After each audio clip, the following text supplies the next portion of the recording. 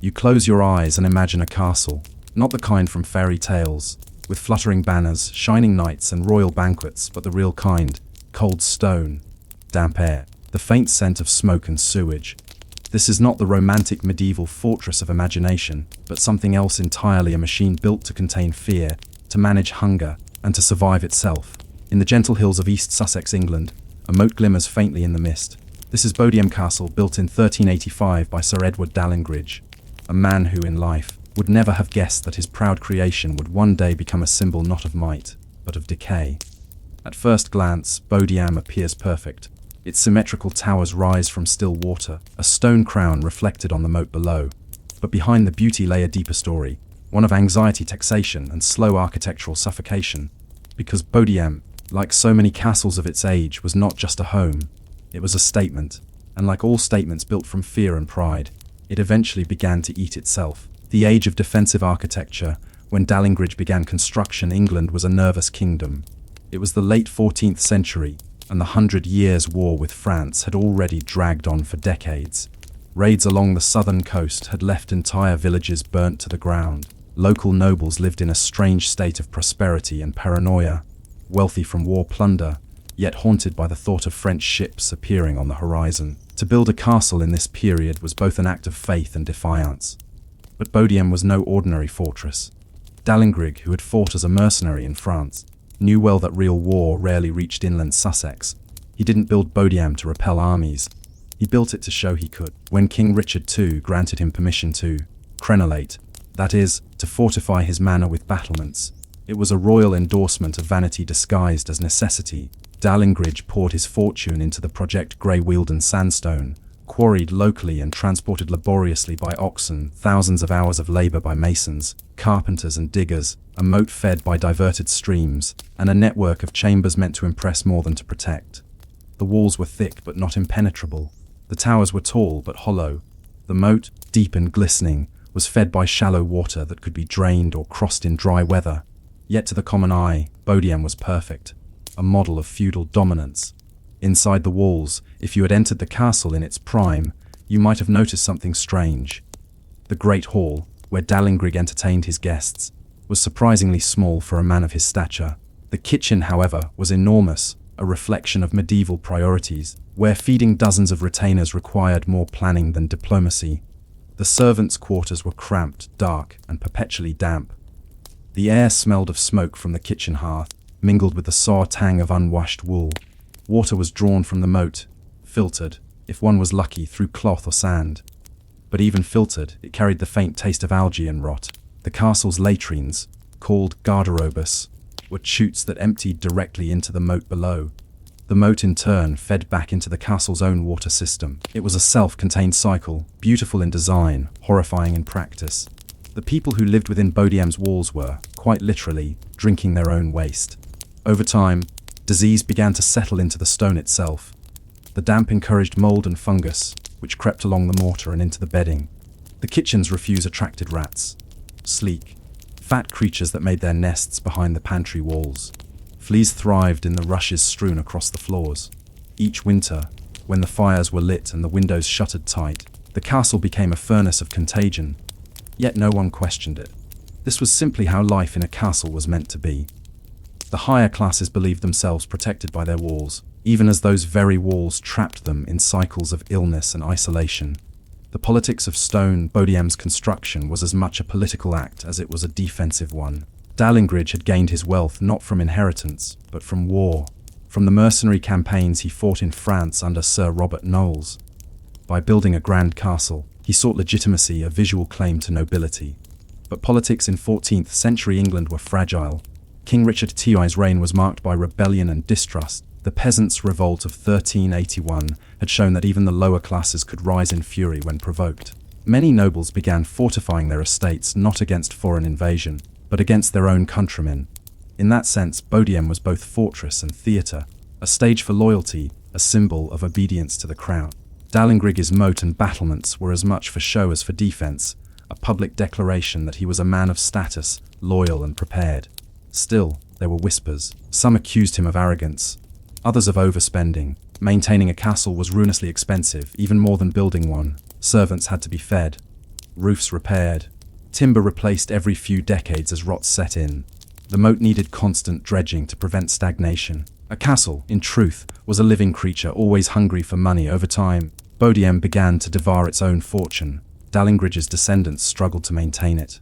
The once proud symbol of stability became a weight, dragging its owners into debt. The daily grind of the garrison life for those who actually lived in Bodiam was far from glorious. The garrison, a handful of men, at arms and archers, spent their days drilling, maintaining weapons, and waiting for threats that never came. They practiced shooting from the arrow slits, cleaned armor, and repaired ropes and pulleys for the drawbridge. Meals were repetitive: salted meat, hard bread, weak owl. Vegetables were rare, reserved for feast days. Fresh meat came only when hunting was permitted, which was rare due to strict forest laws. The soldiers slept in drafty chambers, their straw mattresses replaced only when insects made them unbearable. In summer, the air inside the castle grew stale. In winter, smoke filled every corridor as fires were lit to keep the cold at bay. The constant dampness caused stone to sweat, moisture dripping down from the ceiling, soaking everything below. The inhabitants grew used to the sound, the slow, rhythmic dripping of water, echoing through the empty halls.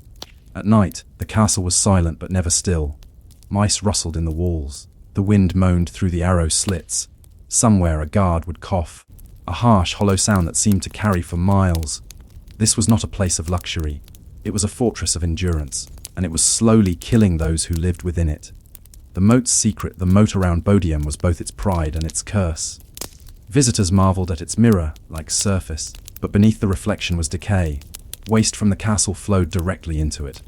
The stagnant water became a breeding ground for insects and disease. During droughts, the moat dried, revealing layers of black mud and refuse. During floods, it overflowed, seeping into the lower levels of the castle, soaking the stone and eroding the foundations. The moat was meant to protect, but it slowly undermined the castle itself. The constant moisture weakened the mortar, and over the decades, the walls began to shift imperceptibly. Bodiam was, quite literally, sinking into its own defenses. The illusion of strength by the early 15th century, the purpose of castles like Bodiam was fading. Gunpowder had arrived in Europe, and with it, the age of stone fortifications was nearing its end. Cannon could reduce even the thickest walls to rubble, but the English nobility clung to their castles, not because they were useful, but because they symbolized a world they didn't want to lose. In a way, Bodiam was already a relic before it was finished. It represented an idea of safety that no longer existed. When Sir Edward Dallingridge died in 1393, his heirs inherited not a legacy of power but a burden. The castle demanded upkeep but produced nothing.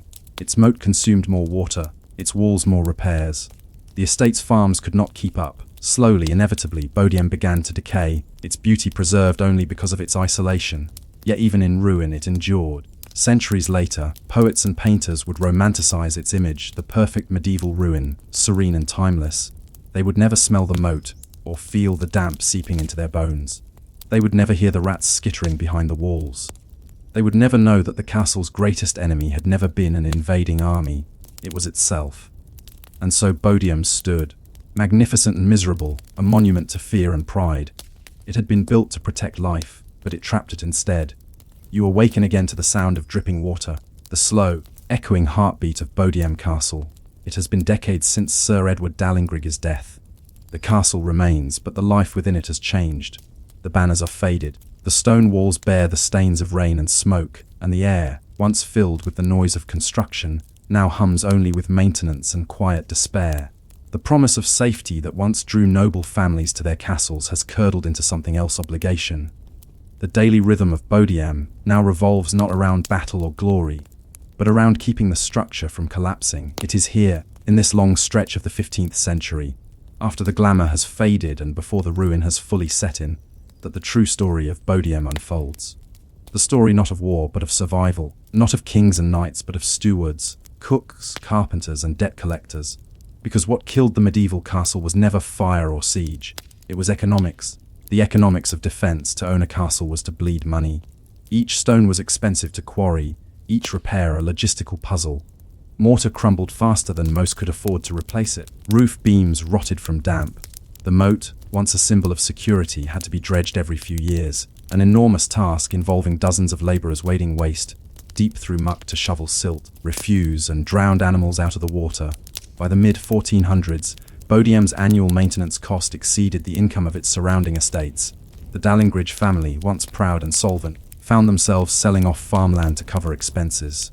Taxes, too, were rising. The wars in France continued to drain England's treasury, and the crown demanded its nobles contribute. In return, those same nobles imposed heavier dues on their tenants, who in turn grew restless and resentful. A castle like Bodiam became a symbol not of protection, but of oppression, a physical reminder of where their grain, wool, and labour disappeared each year. And yet, even as the cost mounted, no one dared abandon the castle. To do so would be to admit defeat, to confess that the age of stone fortresses was passing. So the Dallingriggers stayed, and the castle continued to consume. The castle economy, a medieval castle, functioned like a small town. Inside its walls, dozens of people lived and worked: servants, cooks, stable hands, laundresses, guards, and craftsmen. Each had a specific duty that kept the fortress operational. At Bodiam, the steward managed supplies and labour, keeping detailed records on parchment. He counted loaves of bread baked, barrels of oil consumed, candles burned, and horses showed. The blacksmith kept the tools sharp. The carpenter repaired doors swollen with moisture. The laundress worked endlessly to clean linens that never truly dried. Every few days, carts arrived from the surrounding estate: sacks of flour, salt and dried peas, bundles of firewood, occasional livestock. All of it entered through the gatehouse, a tall, echoing tunnel designed to impress visitors and intimidate peasants. Each cart was inspected and recorded. Each driver paid a small toll to the steward. Inside, the supplies vanished into storerooms that smelled of damp straw and mildew. Nothing stayed fresh for long. The castle consumed endlessly: wood, food, cloth, and labour, and returned little. It produced no crops, no crafts, no trade goods. Its sole output was status, and that was an expensive illusion to maintain. The hidden labour, most of the people who kept Bodiam functioning left no record of their names. Their existence is known only through fragments, mentions in estate rolls, a note in a steward's account, an entry in a tax ledger. Take, for instance, the scullion boy. He was likely no older than 12. His job was to wash pots in the kitchen, a low stone room thick with heat and smoke. The air there was damp year-round, the walls blackened by soot. He rose before dawn and worked until after dark, his hands raw from lye and boiling water. Or the moat dredgers, whose task was to clean the castle's water defences. They laboured waist, deep in foul sludge, using wooden shovels to scrape the sediment that built up along the edges. Some died of fever, others from accidents. Few lasted long. Even the higher-ranking servants, the steward, the cook, the lady's maid, endured constant hardship. Fires smoked and coughed in their hearths. Food spoiled quickly. The winter chill turned every touch of water into pain. And still, the castle demanded more. Each winter they repaired roofs. Each spring they cleaned drains.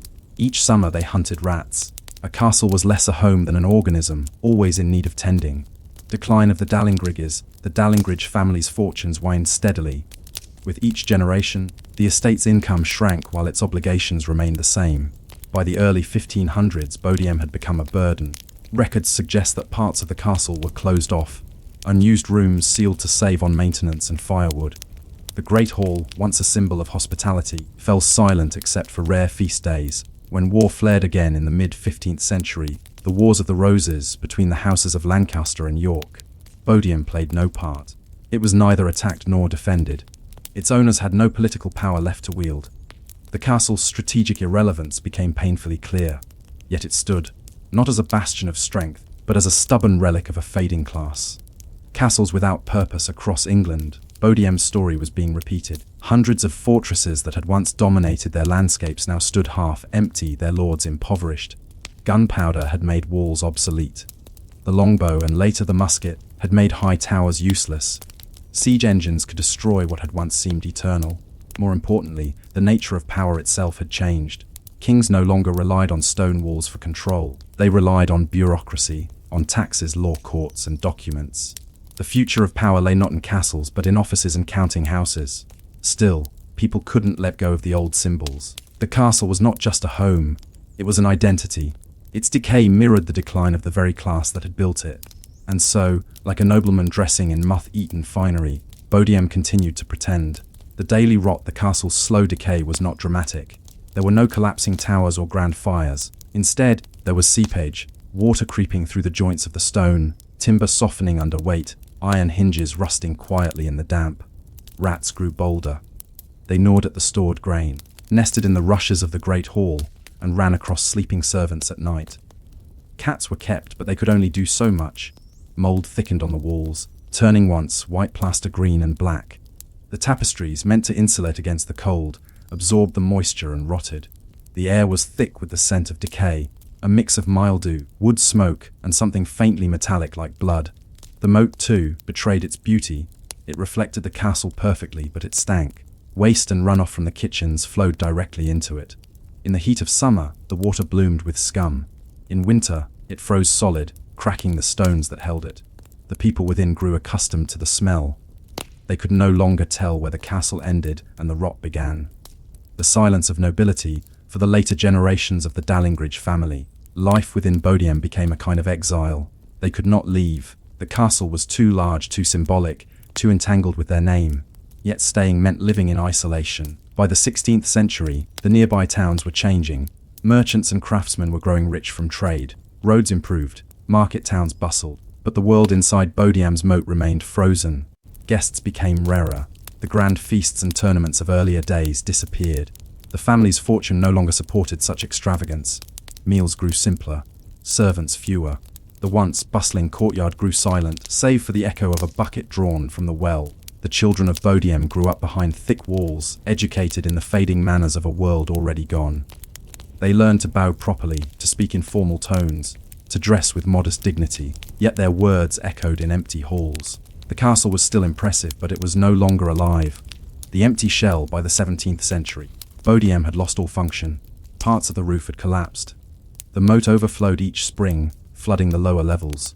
Weeds sprouted between the stones. Its owners, by then distant relatives through marriage, abandoned it. Some took the doors and timbers to use elsewhere.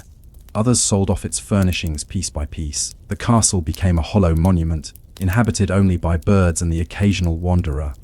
Shepherds grazed their flocks near its moat, and local legends grew about ghosts haunting the towers. For nearly 200 years, Bodiam sat in silence. Rain and ivy claimed it stone by stone, and yet it remained beautiful. The rediscovery in the 19th century, England began to rediscover its medieval past. Romanticism swept through art and literature. The ruins of castles, once symbols of failure, became symbols of nostalgia. Painters came to Bodiam, sketching its reflection in the moat. Poets wrote about it as a sleeping giant of the ages. Tourists picnicked nearby, fascinated by its symmetry and sorrow. They saw in its decay something pure, a world unspoiled by industry. But the truth of Bodiam's past, the filth, the hunger, the endless expense, was forgotten. The ruin became a fantasy, a dream of simpler times. The quiet legacy today, Bodiam stands preserved, its stones stabilized, its moat clear, its towers open to visitors. Children run where servants once toiled. The air smells clean again. But if you stand in the courtyard at dusk, when the last visitors have gone and the moat stills, you can almost hear the echoes. The drip of water in the kitchen drained, the whisper of rats in the pantry, the sigh of the wind through arrow slits that never saw battle. The castle endures not because of its strength, but because of its weakness, because its failure was too perfect to erase. Bodiam reminds us that human creations, no matter how mighty, eventually serve time rather than master it. And so the story of Bodiam's decline stretches quietly through the centuries. A castle that began as a fortress became a prison, and ended as a ruin. The wind moves softly across the moat now. The water ripples faintly, reflecting the pale English sky. A duck drifts past where once the Dallingridge family's guards patrolled. The air smells faintly of grass and stone dust, clean, almost antiseptic. Bodiam Castle stands once again, serene and symmetrical, its towers mirrored in the still surface below. But this silence is not the same as the silence of the past. It is a curated quiet, a silence built by restoration, tourism, and reverence. What was once a living fortress of fear and filth has become something else entirely, a monument to memory, a place that has outlived its own meaning. To understand how this came to be, we must step into the centuries after Bodiam's abandonment, into an age that rediscovered ruins and in doing so, invented nostalgia. The century of forgetting. For more than 200 years after its abandonment, Bodiam Castle slumbered. Its name appeared occasionally in local records, a note about grazing rights near the old moat, or an entry in a tax ledger referring to the land's value. But the castle itself was barely acknowledged. In the 17th and 18th centuries, England's attention had turned elsewhere. The nobility no longer lived behind battlements but in grand, open country houses, airy estates filled with light and fine furniture. Castles were relics of a darker, dirtier past. Bodiam's stones began to vanish. Locals scavenged its timbers for firewood. Farmers carted away fallen masonry to repair barns and walls. The moat overflowed and receded with the seasons. Nature began to claim what humanity had abandoned. Ivy crept up the towers. Owls nested in the arrow slits. The drawbridge collapsed and was replaced by a rough wooden plank. To most, it was just a ruin, and ruins in the 1700s were not yet sacred. But slowly that began to change. The age of romantic ruined by the late 18th century. Something curious began to stir in the English imagination. Artists, poets, and travelers started to look upon ruins not as eyesores, but as symbols, beautiful remnants of time's passage. They saw in them not decay, but poetry. The ruin became a stage for reflection, a reminder of mortality, a physical manifestation of the fleetingness of human ambition. Painters like J.M.W. Turner and John Constable began to capture the play of light on broken stone. Writers like Wordsworth and Byron wove ruins into their verses, making them stand for memory, melancholy, and the sublime. It was around this time that Bodiam was rediscovered, not as a fortress but as an image. Visitors came to see it, often sketchbook in hand. They described the moat's reflection as dreamlike. They called the castle picturesque, a word that had come to mean both beautiful and broken. What had once been a symbol of defense now became a symbol of peace. The Victorian transformation, the 19th century, brought industrialization. Soot-blackened cities, endless noise, and mechanical speed. Against this backdrop, Bodiam's ruinous calm became irresistible. In 1829, the castle was purchased by John Fuller, a wealthy Sussex landowner and Member of Parliament, known locally as Mad Jack Fuller. Fuller was an eccentric, a man who built follies and obelisks on his estates simply because he could. When he bought Bodiam, it was half ruined and overgrown. Fuller didn't rebuild it. He didn't turn it into a mansion or clear the moat. Instead, he preserved it, or more accurately, he froze it in its ruinous state. He recognized that its value lay not in what it once had been, but in what it had become, a perfect picture of medieval decay. Visitors began to arrive in greater numbers. Artists painted it. Early photographers captured its solemn beauty. The castle, once forgotten, became an emblem of a romanticized past, a place to wander, to imagine, and to feel. But this was not the Bodiam of Dahlingrigi's world. It was a new creation, born from nostalgia and imagination, the invention of heritage. By the late 19th century, England had developed an appetite for its own past. The Industrial Revolution had changed everything. Towns grew into cities, fields became factories, and steam engines carved through the countryside. In the rush toward progress, people began to fear what was being lost, so they turned backward. Historians and architects began to campaign for the preservation of medieval ruins. The Society for the Protection of Ancient Buildings was founded in 1877, led by the artist and designer William Morris. He argued that ruins should not be restored or improved, but left as they were, untouched, honest in their decay. Bodiam, by then owned by the Webster family, fit perfectly into this new philosophy. It was stable enough to endure, picturesque enough to inspire, and ruined enough to seem pure. Guides began to write about it. Paintings of it hung in parlours across England. It became, in a sense, a national treasure, not because of its history, but because of its stillness. The irony, of course, was that this stillness was now carefully managed. Restoration and myth. By the early 20th century, Bodiam had become more than just a ruin. It had become a story. In 1917, during the First World War, the castle was purchased by Lord Curzon, the former Viceroy of India. Curzon was a man of immense wealth and deep fascination with England's heritage. He had a particular passion for castles and saw Bodiam as something to be saved. Under his direction, a large restoration project began. The moat was dredged and refilled. Debris was cleared. Crumbling masonry was stabilized. Paths were built for visitors. It was not a full reconstruction. Curzon was too careful for that. But it was certainly a reimagining. The ruin was curated, cleaned, and displayed.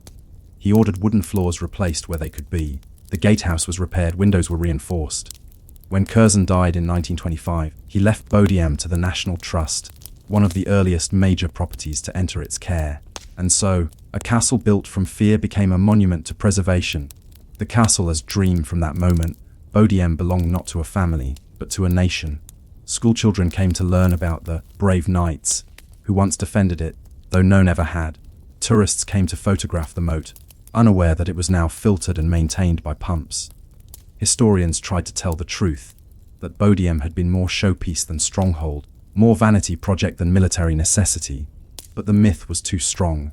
People preferred the story that the walls suggested that of chivalry, courage, and medieval romance. The castle had become a mirror of the imagination. When you walk through its courtyard today, you can still see where the great hall once stood, where fires smoked and laughter echoed. You can see the stone frames of the windows open to the sky. You can climb the towers and look out across the same gentle Sussex hills that Dallingrig once saw. But what you are really seeing is a carefully arranged vision of the past, a curated ruin that tells a story we want to believe. The truth beneath the water, if you look closely though, you can still find traces of the old reality. The garderobe chutes still open over the moat. The stones near the kitchen are blackened with soot. The inner courtyard dips slightly toward the drain, the old path of wastewater. Beneath the tranquil water of the moat, archaeologists have found fragments of pottery, animal bones, and iron nails, the leftovers of daily life. These small pieces tell the true story of Bodiam, a place of constant labor and discomfort, where servants worked to exhaustion and nobles fretted over finances. The castle that now appears serene was once loud, dirty, and alive. But time has its own alchemy. Decay has transformed Bodiam into something else, not a warning but a comfort. The same walls that once trapped their inhabitants now soothe those who visit. The modern pilgrimage today, thousands come to Bodiam each year. Families stroll the wooden bridge that replaced the drawbridge. Children peer through arrow slits and imagine archers defending the walls. Couples pose for photos on the towers. They are drawn not by history's accuracy, but by its quiet. The moat reflects not just the castle, but our own longing for a world that seems simpler, slower, and more solid than our own. It is, perhaps, fitting that the castle survived by becoming an illusion once more. The castle that ate time. When Sir Edward Dallingrig built Bodiam, he sought permanence, a fortress to defy time, war, and decay. He achieved none of that. The castle failed as a defense, ruined its owners financially, and fell into neglect. And yet, in failing, it became immortal. Every visitor, every painting, every photograph has extended its life a little further. Its moat, once poisonous, now glitters clean. Its walls, once symbols of fear, now stand for beauty. In consuming its builders, Bodiam found a strange kind of survival. It ate wealth, it ate labor, it ate purpose. And finally, it ate time itself. Reflection. So, as you stand by the moat and watch the last light fade over the towers, you might ask yourself, what, exactly, are we preserving when we preserve the past? Are we saving truth? Or are we, like Dallingrig, building walls around our own illusions? The stones of Bodiam cannot answer. They only endure. The water still laps quietly at their base. The air smells faintly of earth and moss. And the castle, that perfect ruin, continues to keep its secret. The secret that sometimes survival means surrender. You find yourself walking along a narrow dirt road in the early Middle Ages. The kind of road that doesn't lead anywhere quickly. It's rutted and uneven, lined with hedgerows and small stones, and your feet ache from the day's march. The air is damp, the sun low, and there's no sign of an inn in sight. If you were a traveller in 10th century Europe, a pilgrim, a merchant, a wandering monk, your choices for shelter were few and uncertain. The road itself was dangerous. Bandits hid in the forests. Wolves stalked the outskirts of villages. And when night fell, the countryside became a vast, shadowed wilderness. But occasionally, just as the horizon began to fade, you might see a flicker of light, a candle in a high window, a stone wall, a bell tower. It was a monastery, and with it, the faint promise of food, warmth, and a bed. Yet that bed did not come freely. It came with prayer, with silence, and with the quiet, unspoken tension between charity and exhaustion. Because before Europe had inns, it had monks, and before hotels, it had hospitality born of holiness. The rule of Saint Benedict, the origins of medieval hospitality, lie in one of the most influential documents of the Middle Ages, the Rule of Saint Benedict, written around the year 530 CE. Saint Benedict of Nursia, an Italian monk, sought to create order in the chaos of early monastic life. His rule was a detailed guide, part spiritual code, part instruction manual, that governed how monks were to live, pray, work, and even sleep. Among its many chapters, one stood out, chapter 53 on the reception of guests. It began simply, "Let all guests who arrive be received like Christ." This single commandment transformed monasteries across Europe into havens of hospitality. Every traveller, rich or poor, noble or beggar, was to be greeted as though he were Jesus himself, arriving in disguise. But the reality of that divine hospitality was more complex than the words suggested. Imagine arriving at a Benedictine monastery around the year 950. You are weary from the road, mud, streaked, hungry and half-drenched by rain. The monastery's walls rise before you, tall and thick, surrounding a cluster of stone buildings and a bell tower that chimes softly in the dusk. At the gatehouse, you knock on the heavy wooden door. A lay brother, not a priest, but one of the monastery's workers, appears with a lantern. He does not ask who you are, but he looks you over carefully. His job is to judge whether you are a pilgrim, a trader, or a thief. If you are allowed in, you are not taken directly to the monks. You are led instead to the hospitium, the guest house. It stands near the gate, slightly apart from the main cloister, so that travelers do not disturb the monks' seclusion. Inside, it smells of smoke and straw. The floor is hard, packed earth. The fire burns low. You may be given a bowl of broth, a crust of bread, and perhaps, if you are fortunate, a cup of thin ale. Before you eat, the monk assigned to serve you will wash your feet, a ritual drawn from the Gospel of John, where Christ washed the feet of his disciples. But by this time, the gesture is as much practical as spiritual. Travelers' feet are filthy from the road, and disease spreads easily.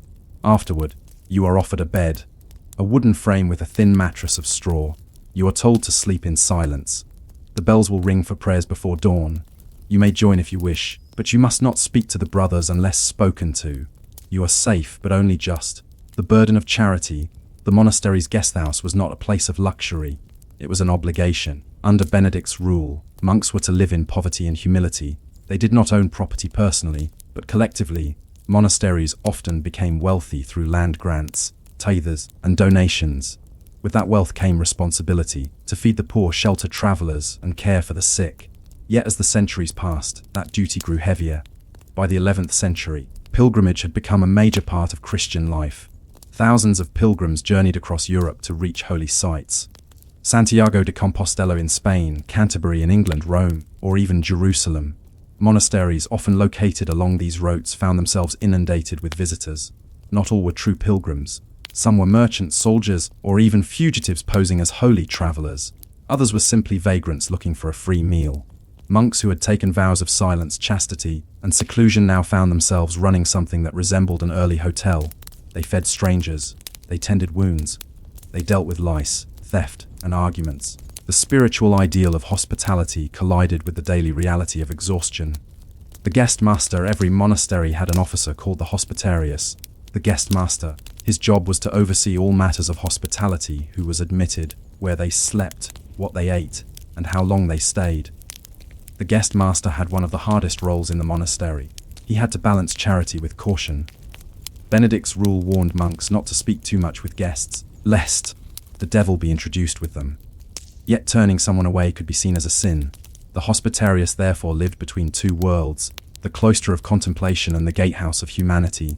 He organized meals in the guest refectory: bread, beans, ale, perhaps a bit of salted fish. He arranged straw for bedding. He ensured that those too sick to continue their journeys were cared for in the infirmary.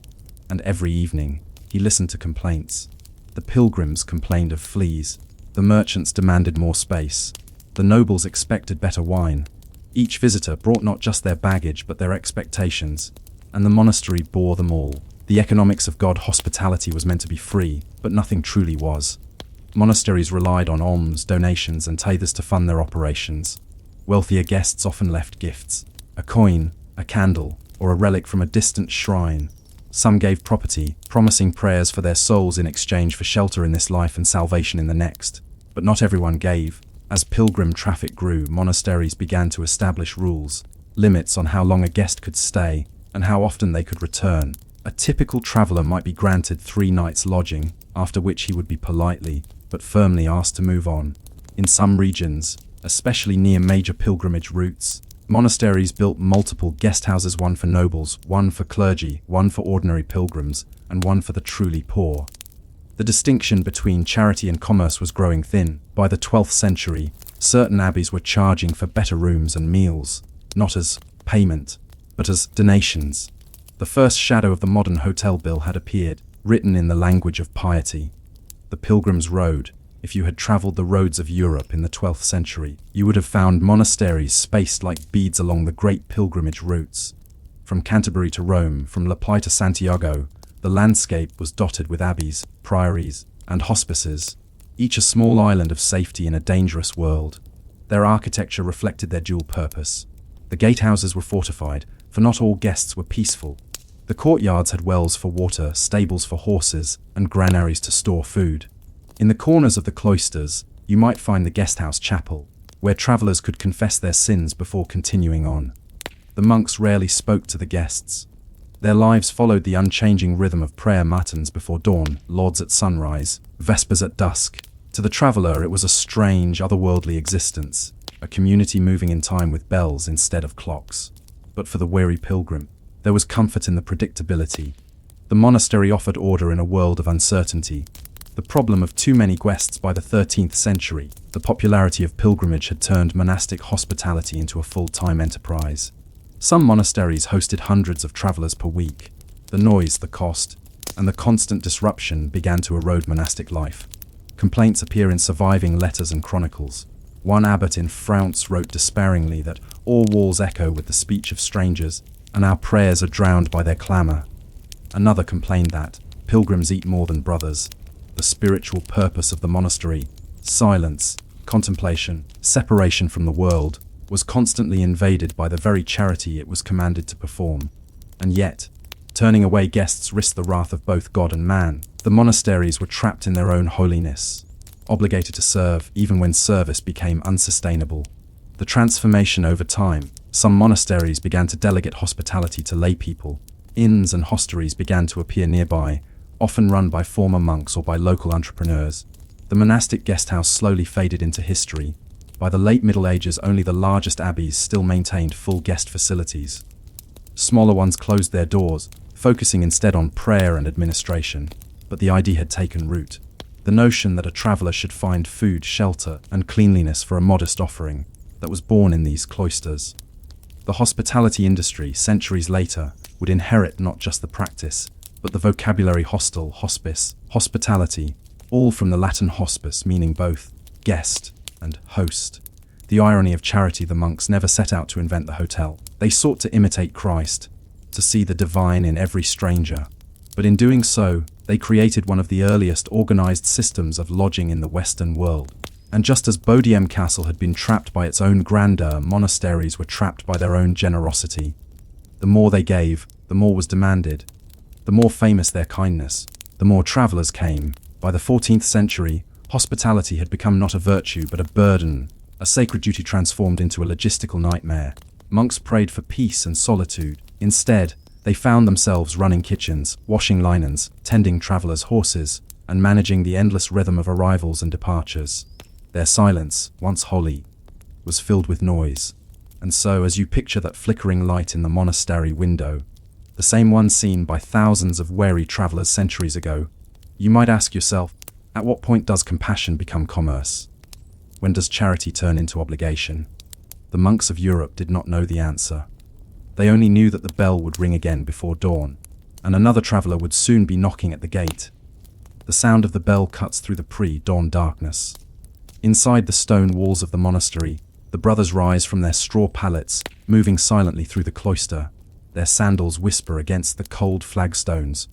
Outside, a light mist drifts across the fields, softening the outlines of the buildings, the chapel, the refectory, the granary, and the small guesthouse near the gate.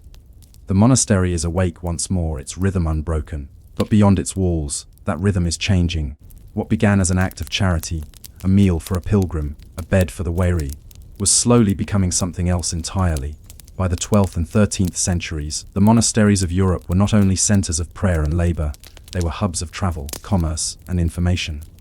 Their guesthouses, once simple shelters for holy travelers, had become something larger, more complex, and at times controversial.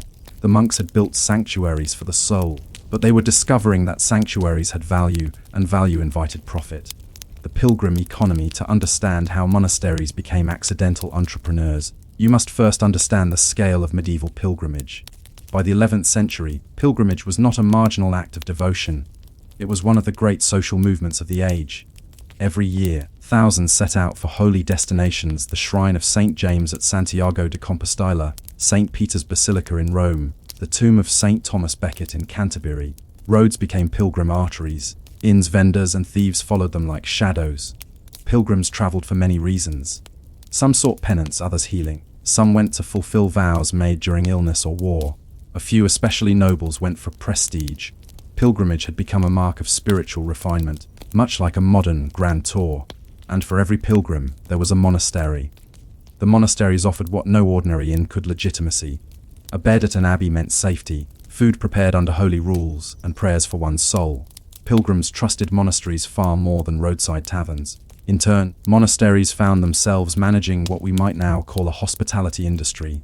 They built roads, bridges, and hospices along popular routes. They established relay houses for tired travelers. They even printed, or more accurately, copied by hand, early travel guides describing safe routes and reliable abbeys. Charity had become infrastructure. The great monastic networks. Not all monasteries were isolated. Many belonged to powerful orders: Benedictine, Cistercian, Cluniac, that operated as vast networks across Europe. The Cluniac order, for example, headquartered at the Abbey of Cluny in Burgundy, oversaw hundreds of daughter houses from France to Spain and England. Each followed the same rule of Saint Benedict, but adapted it to local needs. When a pilgrim set out, he could travel from one Cluniac abbey to another, confident that he would find familiar customs, prayers, and shelter. This consistency made the monastic orders something like the first international hotel chains. Their guest houses were not identical, but they shared a recognizable standard: modest comfort, reliable food, and, above all, spiritual legitimacy. Pilgrims even carried letters of recommendation from one abbey to the next, guaranteeing them hospitality. It was a medieval equivalent of a membership card, stamped not with logos, but with wax seals bearing crosses and Latin mottos. Hospitality as power. The more guests came, the more influence the monasteries gained. Pilgrims brought news, coins, and connections. They spoke of distant lands and noble patrons. They carried letters, delivered messages, and sometimes made donations in gold or land in gratitude for a safe stay. A single wealthy pilgrim could endow a chapel or pay for new roofs and refectories. Thus, hospitality became a form of soft diplomacy. A monastery that treated guests well attracted powerful benefactors. A monastery that refused them could lose favor or protection. In a world without postal systems or hotels, the abbey guest house became the center of both spiritual and social exchange. Yet every gift carried a price.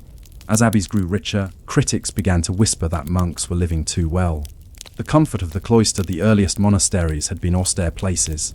Monks ate simply, mostly beans, bread, and vegetables. They wore rough wool habits and slept in communal dormitories.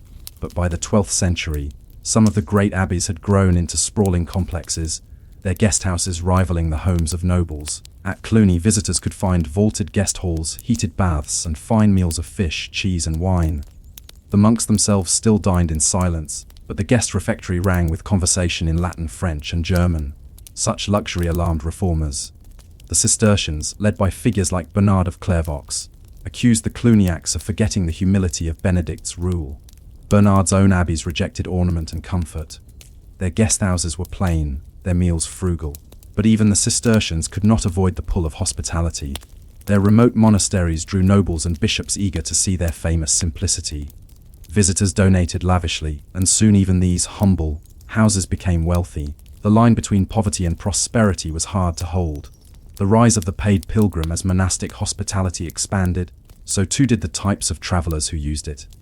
Not all pilgrims were poor or devout.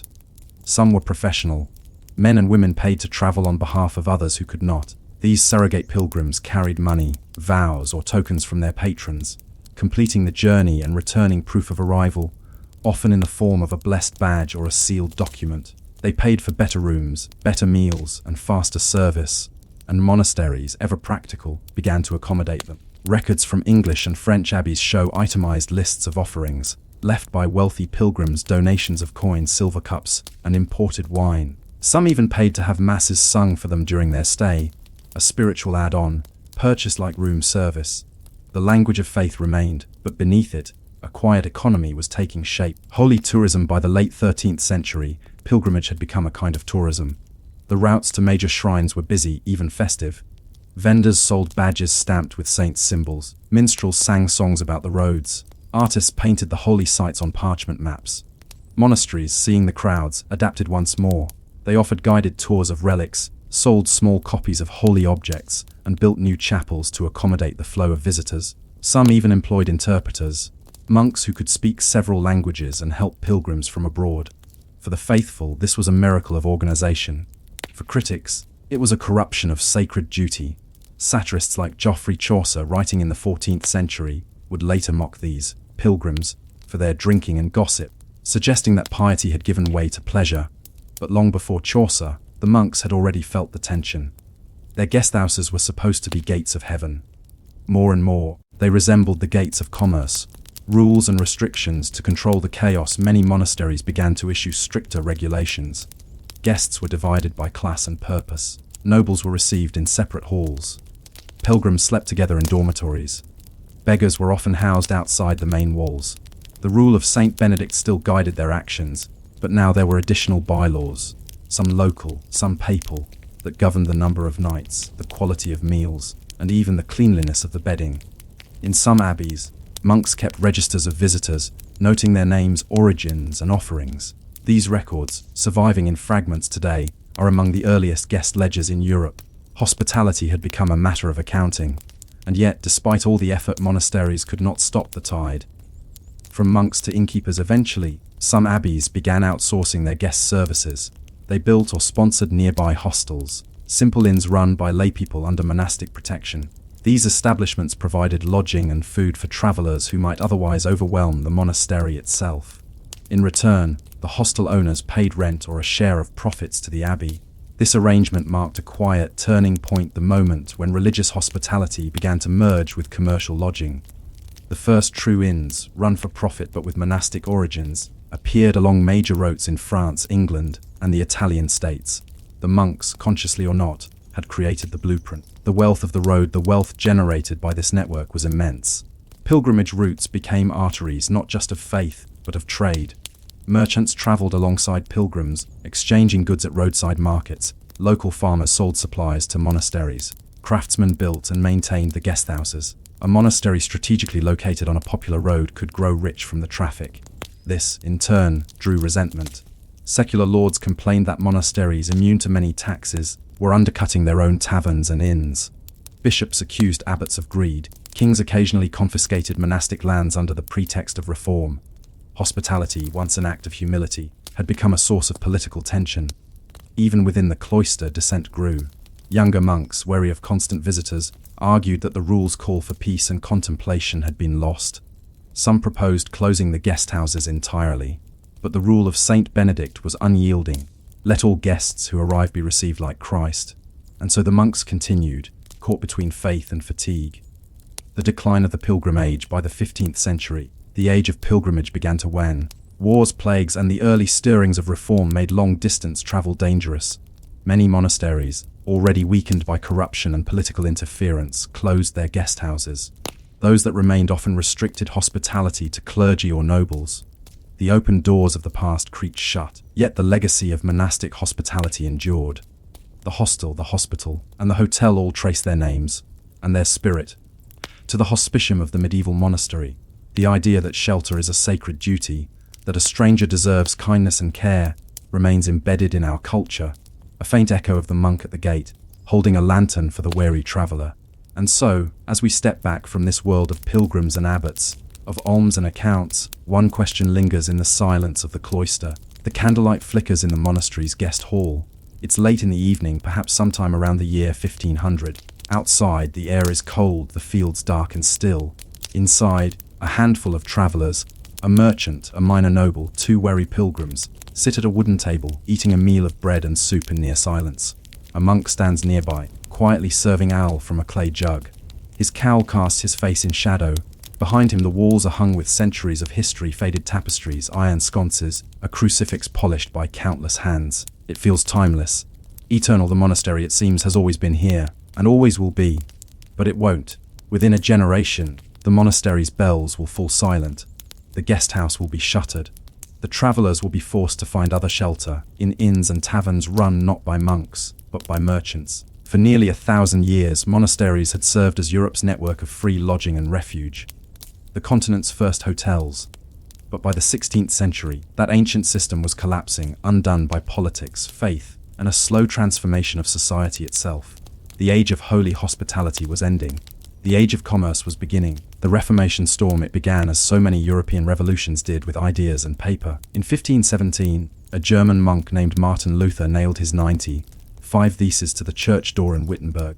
His protest against indulgences, payments to the church for spiritual favors, spread like wildfire through Europe. Luther's message was simple but radical: salvation could not be bought, and the church had become too worldly, too wealthy, too corrupt. And at the center of that worldly wealth stood the monasteries. For centuries, they had been the storehouses of land, gold, and privilege. They owned mills, farms, vineyards, and estates. Their guesthouses, once acts of charity, were increasingly seen as evidence of excess.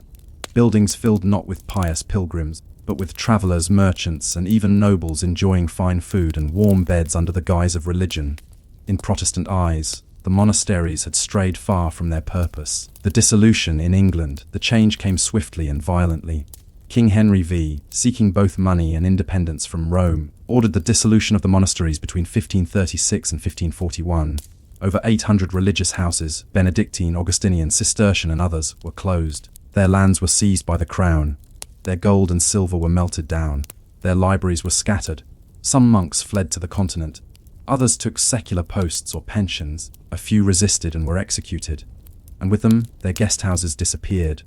For centuries, travelers in England had relied on monasteries for safety and shelter. Now the roads grew emptier and more dangerous. Where a pilgrim once found open gates, he now found ruins, roofless cloisters, cold hearths, and silence. The age of free lodging was over. The vacuum, the destruction of the monasteries left a practical problem: people still needed places to sleep. Pilgrims still walked, though now fewer. Merchants still traveled. Couriers, soldiers, and officials all needed lodging. In the vacuum left by monastic hospitality, new institutions emerged, not holy, but practical. The inn and the tavern, long existing in smaller forms, now became essential. At first, they were simple establishments: a room, a hearth, a stable, a meal. But over time, they grew more sophisticated. Owners began to advertise clean straw, warm ale, and secure storage for travelers' goods. Signs depicting lions, swans, or crowns marked their doors, a visual language for a mostly illiterate public. And unlike monasteries, inns had no interest in saving your soul. They were in the business of profit. If you could pay, you could stay. The legacy of the monks, yet the new innkeepers inherited much from their monastic predecessors. Not just their customers, but their methods. From the monks, they learned the importance of record-keeping. Monastic guest books had tracked arrivals, names, and donations. Innkeepers now kept ledgers of payments and debts. From the monks, they learned the value of reputation. Just as pilgrims once spoke of which abbeys offered the best lodging, travelers now spread word of which inns were clean and honest, or which ones served sorrel and stole your boots. Even the architecture carried traces of the cloister. Many inns were built near or upon former abbey lands, reusing stone and timber from the ruins. Some guest rooms were repurposed monastic dormitories.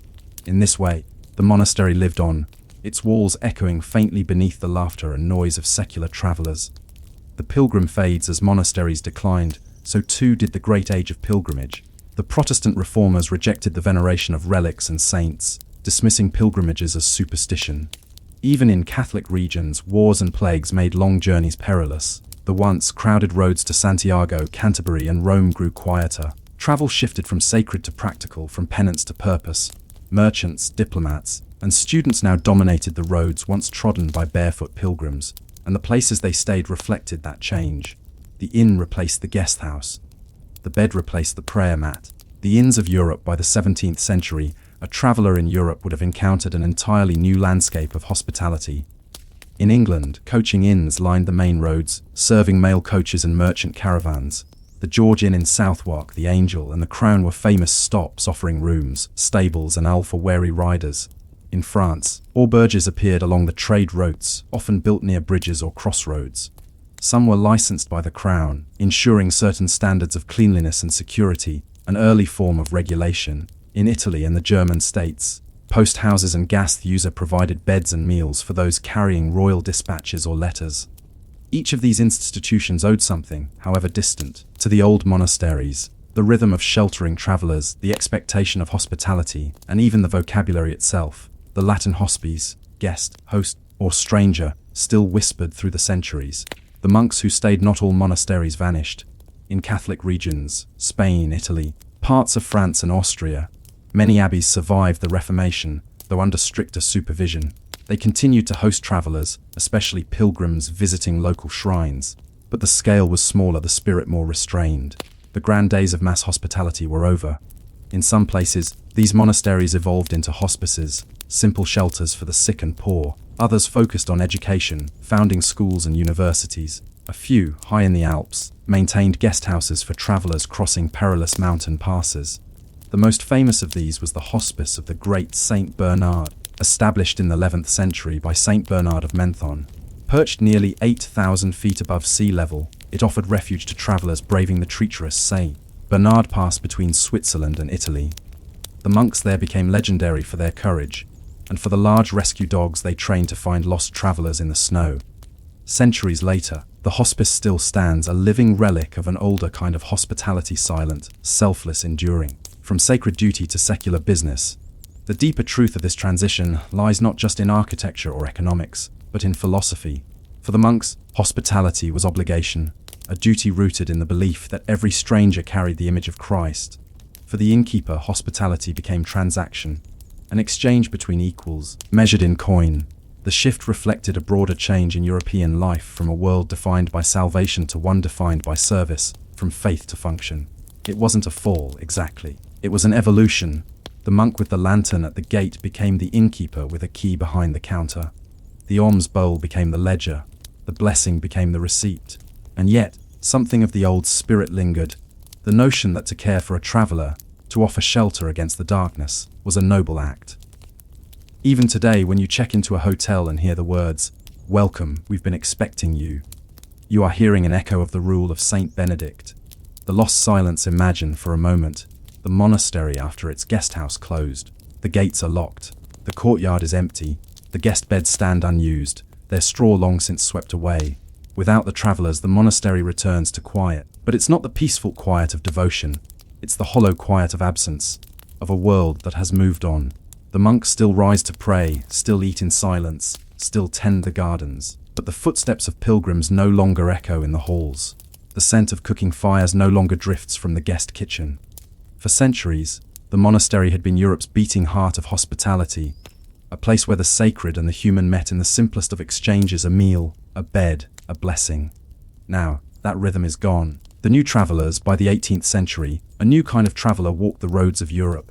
They were not pilgrims, but tourists, aristocrats and scholars making the grand tour, seeking art, architecture and ancient ruins. They stayed not in monasteries, but in elegant inns and private lodgings.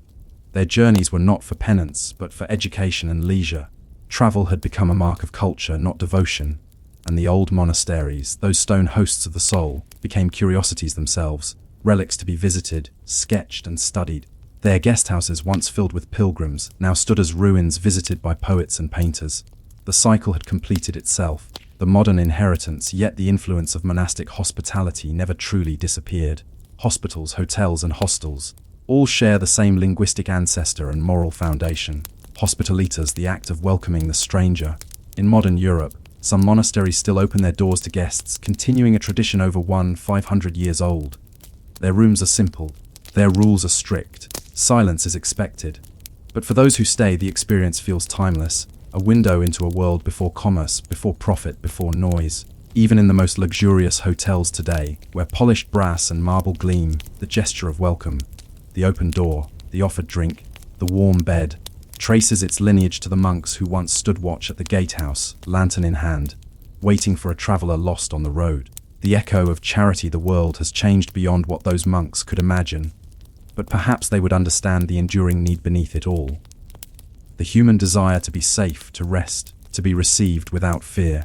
For beneath the history of inns, hotels and hospitality lies something very old and very quiet, a belief that in sheltering others, we shelter ourselves. That to light a candle for the wary traveler is, in some small way, to keep the darkness at bay.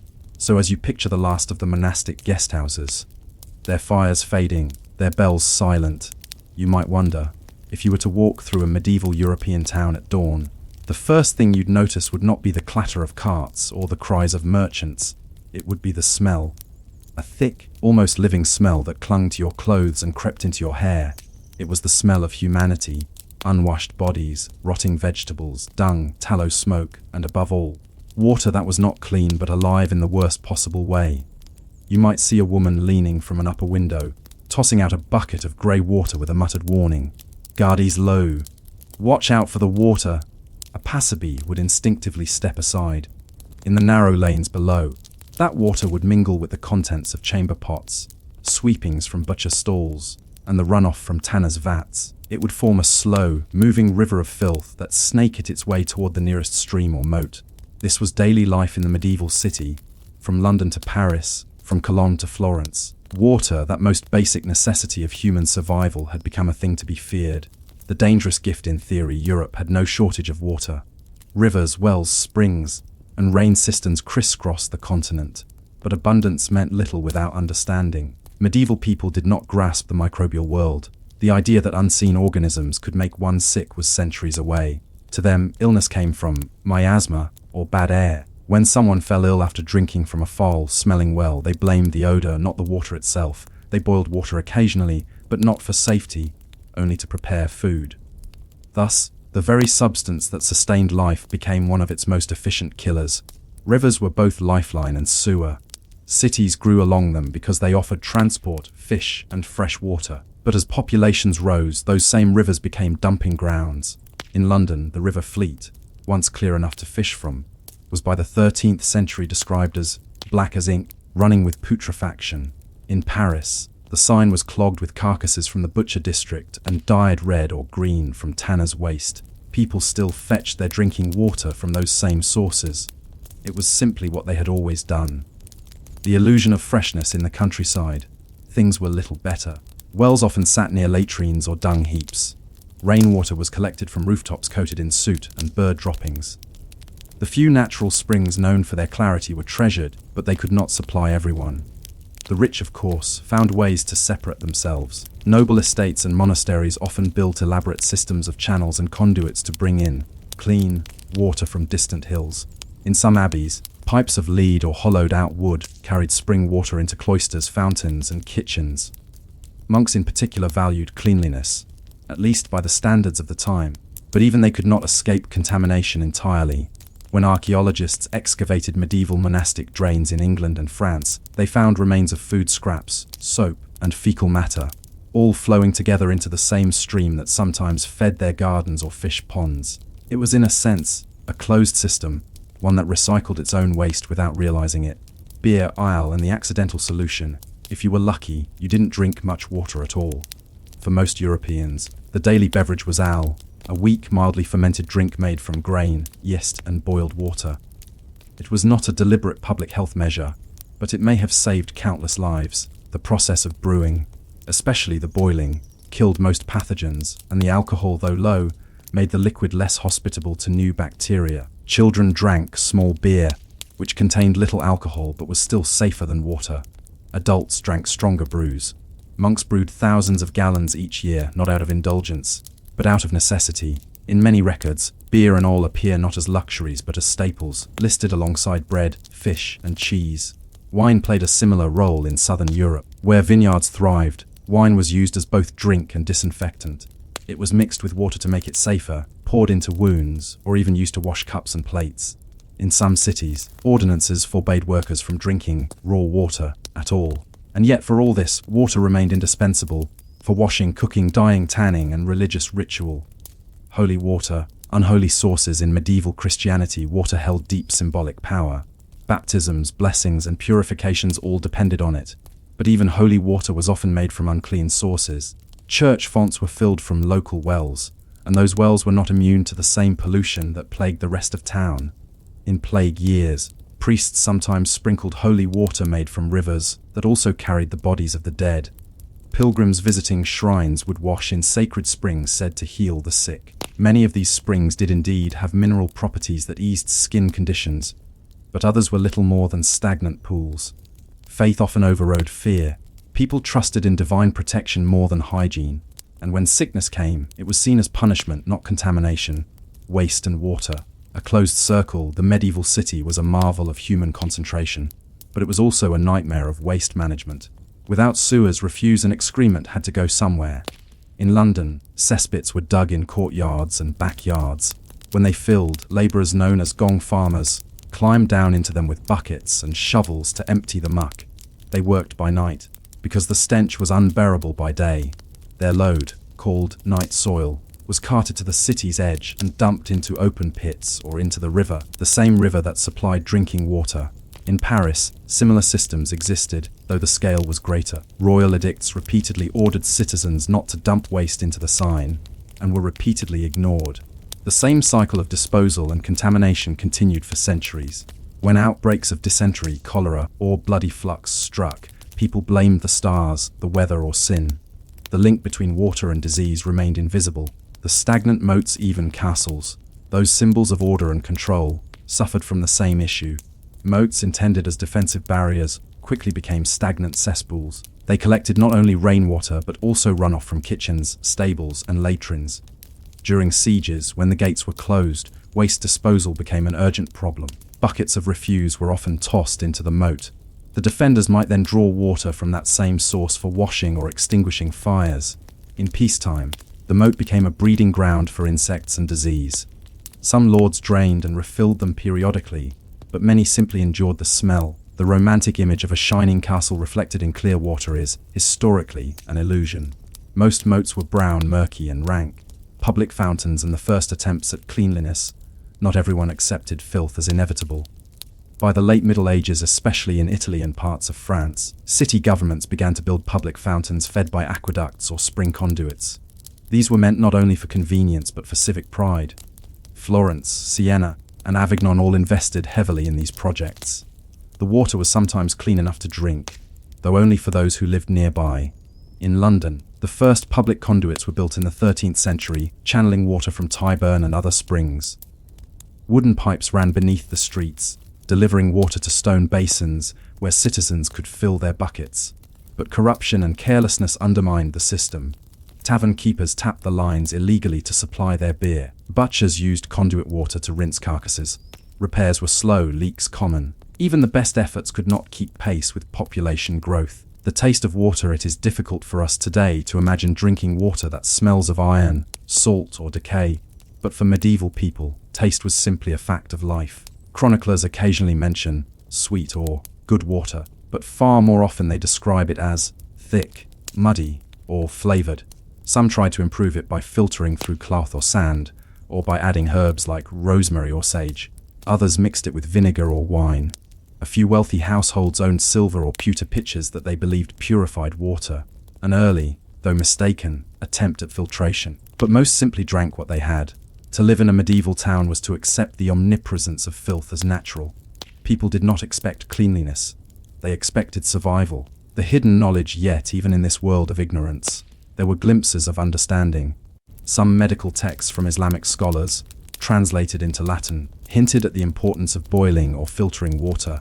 In the 11th century, the physician Avicenna wrote that stagnant water breeds corruption, and that running water is healthier. European physicians cited his works, but their advice rarely reached common people. In monasteries, certain rules required that drinking water come from flowing sources, and that latrines be placed downstream. These were practical, not scientific, measures, but they worked. There were even recorded cases of villagers abandoning wells after repeated sickness, reasoning correctly that the water was bad. Knowledge was there, scattered like seeds, but the soil of the age was not ready for it to grow. The sound of the street. If you close your eyes and imagine a medieval street, you might hear the slap of water against stone, the rattle of buckets, the hiss of boiling vats. You might hear a servant shouting, "Make way for the waste," as she empties a basin. You might hear the creak of a brewer's cart, carrying barrels of all that unknowingly kept the neighborhood alive. Every sound, every smell, every drop of that world was shaped by one truth, that civilization had outpaced its own ability to stay clean. The paradox of progress. By the end of the 15th century, Europe had built cathedrals that touched the sky, manuscripts of infinite beauty, and ships capable of crossing oceans. But its cities still could not provide safe water to their people. The problem was not technology alone. It was perception. As long as water looked clear and ran cold, it was considered pure. Disease had no face, no visible cause. And so for centuries, Europe lived in a paradox: advanced enough to build aqueducts, but blind to the invisible dangers flowing through them. Only in the modern age, with microscopes and sanitation laws, would the truth finally come into focus. But in the Middle Ages, the stench of civilization was as constant as the toll of church bells. It was the smell of survival itself.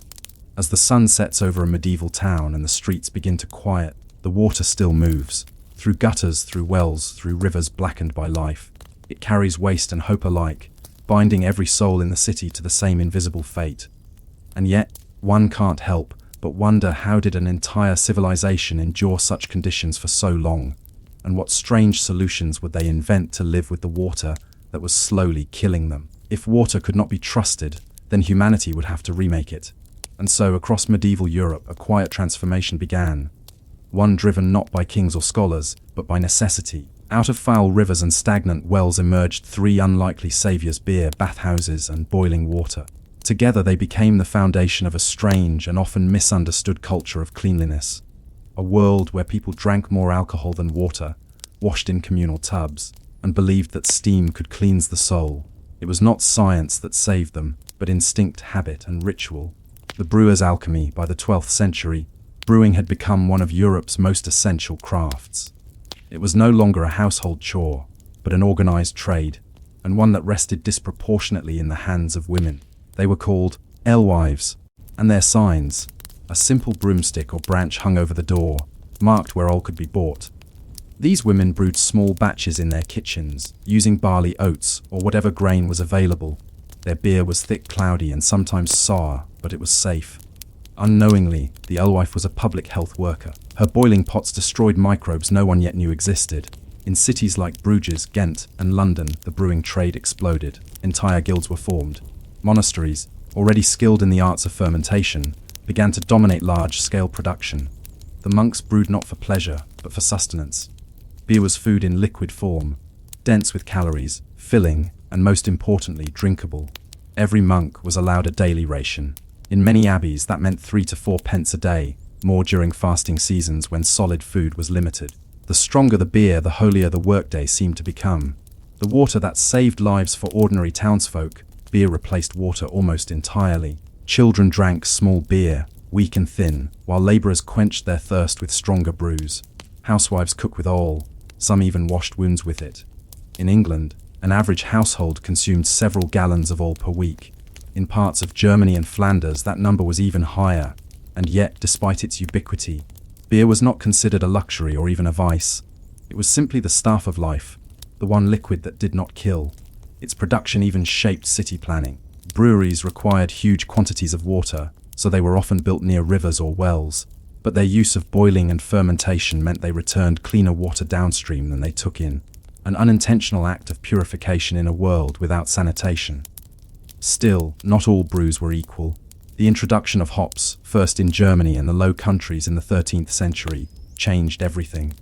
Hopped beer lasted longer, traveled better, and resisted spoilage.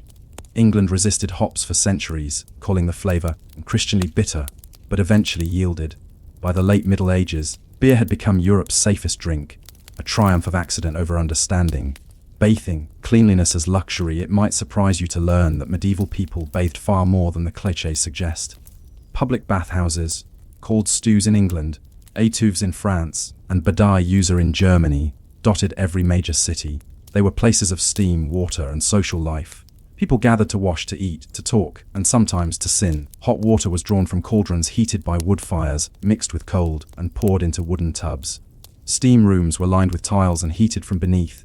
Oils, herbs, and scented cloths added an air of comfort. Bathing was believed to restore the humors, to open the pores, and to balance the body. Physicians recommended it for everything from melancholy to indigestion. In Paris, the bathhouses along the Seine were so popular that chroniclers complained about the noise and laughter spilling into the streets. In Nuremberg, the city council regulated bathhouse hours, fees, and even behavior, banning drunkenness and immoral acts, a rule largely ignored. For a time, bathing was not merely tolerated but celebrated. The monk in the tub monasteries, too, maintained bathhouses. Cloisters included rooms for washing feet, hands, and faces before meals and prayers. The rule of St. Benedict prescribed regular bathing, especially for the sick. At the Great Abbey of Cluny, records mention dedicated lavatoria, washing rooms supplied by running water from nearby streams. The Cistercians, ever practical, built channels to direct water through their abbeys, powering mills and cleansing drains in one motion. For monks, cleanliness was spiritual. To wash was to purify not only the body but the mind. But as the centuries wore on, that association began to erode. The fall of the bathhouse in the 14th century, disaster struck. The Black Death swept across Europe, killing millions. In its aftermath came fear of contagion, of unseen corruption, of bodily weakness. Physicians began to warn that bathing opened the pores and allowed disease to enter. Warm water, once considered healthful, was now seen as dangerous. As the plague returned again and again, bathhouses gained a darker reputation. They were linked with moral decay, with prostitution, and with the spread of infection. By the late 15th century, many were closed by decree. The great age of public bathing was ending, not because water grew dirtier, but because fear made people afraid of touching it. In its place rose a culture of dry hygiene, clean linen, perfumed oils, and limited washing. The pendulum had swung, boiling. The silent revolution, while public baths declined, another habit was taking root: the boiling of water. It began quietly in kitchens and monasteries for cooking and brewing. But over time, people noticed that boiled water simply tasted better, sat easier, or did not cause flux. Boiling became part of recipes not as sanitation but as custom. Soups, stews, and porridges required long cooking. Even when water was used to wash herbs or grain, it was often heated first. In a world without understanding germ theory, habit was the closest thing to science. By the 15th century, the habit of boiling, especially in tea and herbal infusions introduced through trade, would spread slowly across Europe, setting the stage for later revolutions in cleanliness. It was, in its way, the quiet beginning of modern sanitation, born not from fear, but from comfort. The smell of clean to the medieval nose, cleanliness was not about invisibility but scent. A clean person smelled of soap, rosewater, vinegar, or herbs. Water alone was rarely trusted to remove odor. Soap making, once a domestic chore, became a professional craft. Cities like Marseille, Naples, and York were famous for their soapers, artisans who boiled animal fat and lye into bricks that softened the skin and sweetened the air. Washing with soap was often done by pouring water from a basin and catching the runoff in another.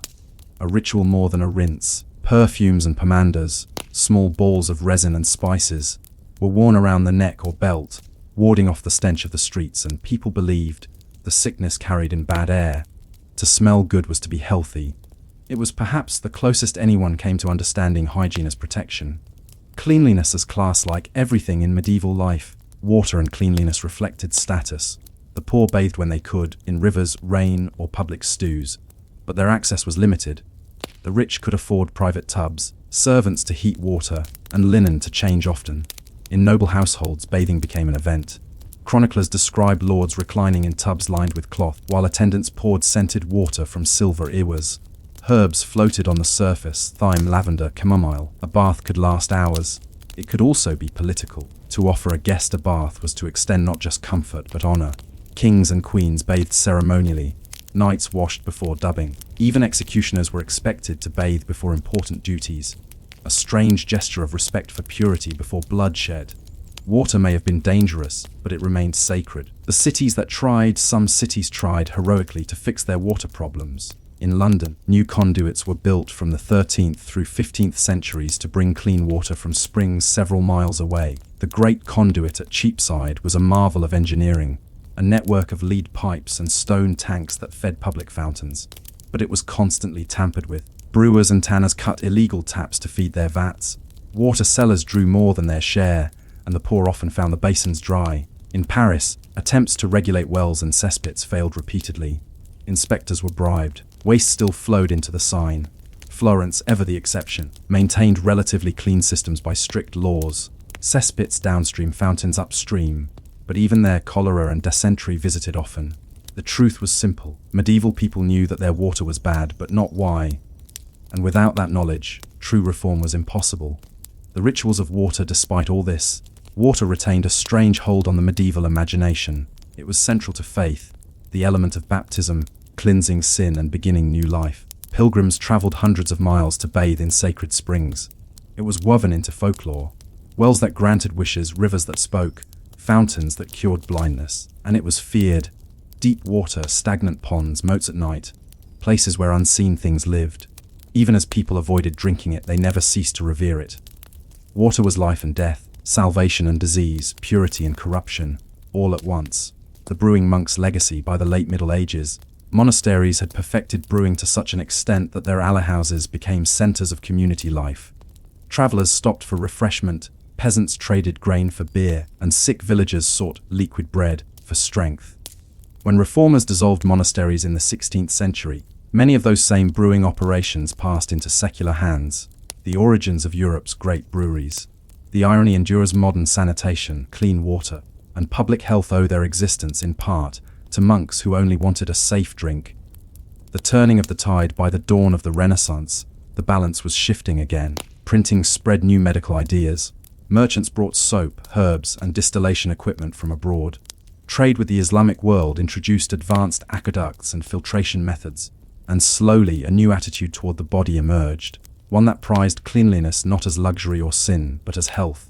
It would take centuries more for germ theory to confirm what instinct had already suggested, that clean water saves lives. But the habits of boiling, brewing, and bathing, born from desperation, had quietly prepared Europe for that revelation. In the glow of a candlelit bathhouse, steam rising from the tubs, the medieval city seems, for a moment, almost modern. You can hear the soft laughter, the slosh of warm water, the clink of mugs filled with oil. A fragile harmony between filth and cleansing, ignorance and survival, hums beneath the surface. And yet, even this fragile system was about to collapse. Because soon war, plague, and religion would change everything about how Europe touched and trusted water. It begins, as so many European stories do, with fear. By the 14th century, the Black Death had rewritten every rule about life, death, and the body. Whole cities emptied overnight. Streets that once echoed with merchants and the splash of buckets fell silent except for the creak of cart wheels carrying the dead. The plague, people said, came from the air, from bad smells, corrupted vapors, or divine punishment. What few realized was that it also came from the water. When water became the enemy before the plague, public bathhouses had been places of laughter and gossip, warm rooms filled with steam, food, and candlelight. Afterward, they became ghost houses. Physicians warned that hot water opened the pores and allowed the poison of the air to seep into the body. Those who continued to bathe were viewed with suspicion. In 1412, Paris officially ordered most of its public bathhouses closed, claiming they spread disease and immorality. London followed suit. What had once been a symbol of health became a source of danger. Cleanliness did not disappear, but it changed form. Instead of washing the body, people began to wash their clothes. Linen shirts, changed frequently, became the new skin. The rubbing of cloth against flesh was believed to absorb impurities. Nobles might change their linen daily, the poor when they could. Water had become too risky to touch. The rise of dry cleanliness. The late medieval world was entering a paradoxical age, one obsessed with purity yet terrified of the means to achieve it. Perfumes replaced soap, vinegar replaced bathing. People washed their hands and faces with scented cloths, but avoided full immersion. In the courts of France and Burgundy, it was said that a noble's cleanliness could be judged by the whiteness of his collar, not the freshness of his skin. Washing the face with rosewater became a daily ritual. Physicians prescribed rubbing the body with oils or powdered herbs to seal the pores. The more perfumed one smelled, the safer one was thought to be. Cleanliness had become a performance, one part ritual, one part illusion. The theology of filth, meanwhile, religion gave the crisis a moral dimension. To medieval theologians, water was both sacred and suspect. It cleansed the soul in baptism, yet symbolized temptation, the fluidity of sin. As the plague years deepened, a strange belief took hold that suffering and dirt might actually please God. Saints were praised for their filth. Saint Catherine of Siena refused to wash, claiming that humility required her to endure her body's decay. Other ascetics lived for years without bathing, their dirt seen as proof of spiritual purity. In this view, water became not just dangerous but worldly, a temptation of vanity. Thus, the very element once used for salvation was recast as a threat to the soul. The waterless city. By the early 1500s, the transformation was complete. Many towns that had once boasted public fountains now saw them neglected. Wells went uncleaned. Conduits fell into disrepair. The Thames in London, the Seine in Paris, the Arno in Florence, all ran thick with waste. Yet people had learned to live with the stench. It was, as one chronicler wrote, the perfume of the city. In place of flowing water came barrels of ale, jugs of wine, and basins of vinegar. Cesspits overflowed. Rivers steamed in summer. but few connected this filth to disease. The plague was God's will, not man's doing. And so Europe entered an age of thirst, not for lack of water, but for fear of it. The quiet rebellion, monks and clean water, not everyone accepted this new austerity. In the remote monasteries of the Cistercian and Carthusian orders, water retained its place as both tool and symbol of purity. These monks, engineers as much as ascetics, built aqueducts and channels to carry spring water into their cloisters. They washed their hands before prayer, their feet before meals, their bodies before Easter. The water that flowed through their abbeys powered mills, cooled breweries, and fed gardens. It was clean, cold, and moving, the kind of water that cities had long forgotten. In their solitude, these monks preserved something the rest of Europe had lost: the memory of cleanliness, not as vanity, but as devotion. Their hydraulic systems, rediscovered centuries later, would become models for modern sanitation. Renaissance rediscovery. The Renaissance brought with it not just art and science, but curiosity about the human body. Anatomists like Vesalius dissected corpses, painters studied musculature, and physicians revisited ancient texts. Among these rediscoveries was the Greek and Roman love of bathing. Scholars translating Galen and Hippocrates found repeated references to cleanliness as a cornerstone of health. Public baths, aqueducts, and fountains, the hallmarks of Rome, were admired once more. In Italy, new bathhouses opened, modeled after classical ideals. In Florence, wealthy families built private bathing rooms, tiled and heated, as signs of refinement. Clean water began to return, first as luxury, then as philosophy. To be clean was once again to be civilized. The engineers of fresh water. It was not poets but engineers who brought the real revolution. In 16th century Augsburg, the city council hired specialists to build one of Europe's first pressurized water systems. Powered by water wheels, lifting river water through copper pipes to fountains and homes. Other cities followed. In Paris, the Pont Neuf was built with water wheels to draw Seine water to reservoirs. In London, new wooden conduits carried spring water from miles away. For the first time since Rome, cities began to separate their drinking water from their waste. It was still primitive, often leaking, often polluted, but it was a beginning. And with that, the long medieval struggle between filth and survival began, slowly, to tilt toward knowledge. The return of the bath, the rediscovery of classical ideals also revived the bath. In Italy and southern Germany, spa towns, from the Latin salus per aquam, health through water, became fashionable again. Nobles traveled to soak in hot springs, said to cure everything from gout to melancholy. By the 17th century, bathing was once again a mark of wealth. Physicians even began to prescribe it, though cautiously. Water was being redeemed, not by faith this time, but by observation. Still, ordinary people continued to rely on ale and boiled soups. Clean water remained a privilege, not a right. It would take another catastrophe to change that. The plague that taught nothing. When the Great Plague of London struck in 1665, the city's rivers and wells were as foul as ever. Water vendors still filled buckets from the Thames, filtering it through cloth before selling it door to door. The rich fled to the countryside, the poor stayed and drank what they could. Doctors burned herbs, wore beaked masks, and sprinkled vinegar, anything but clean the water. When the plague subsided, it left little reform behind.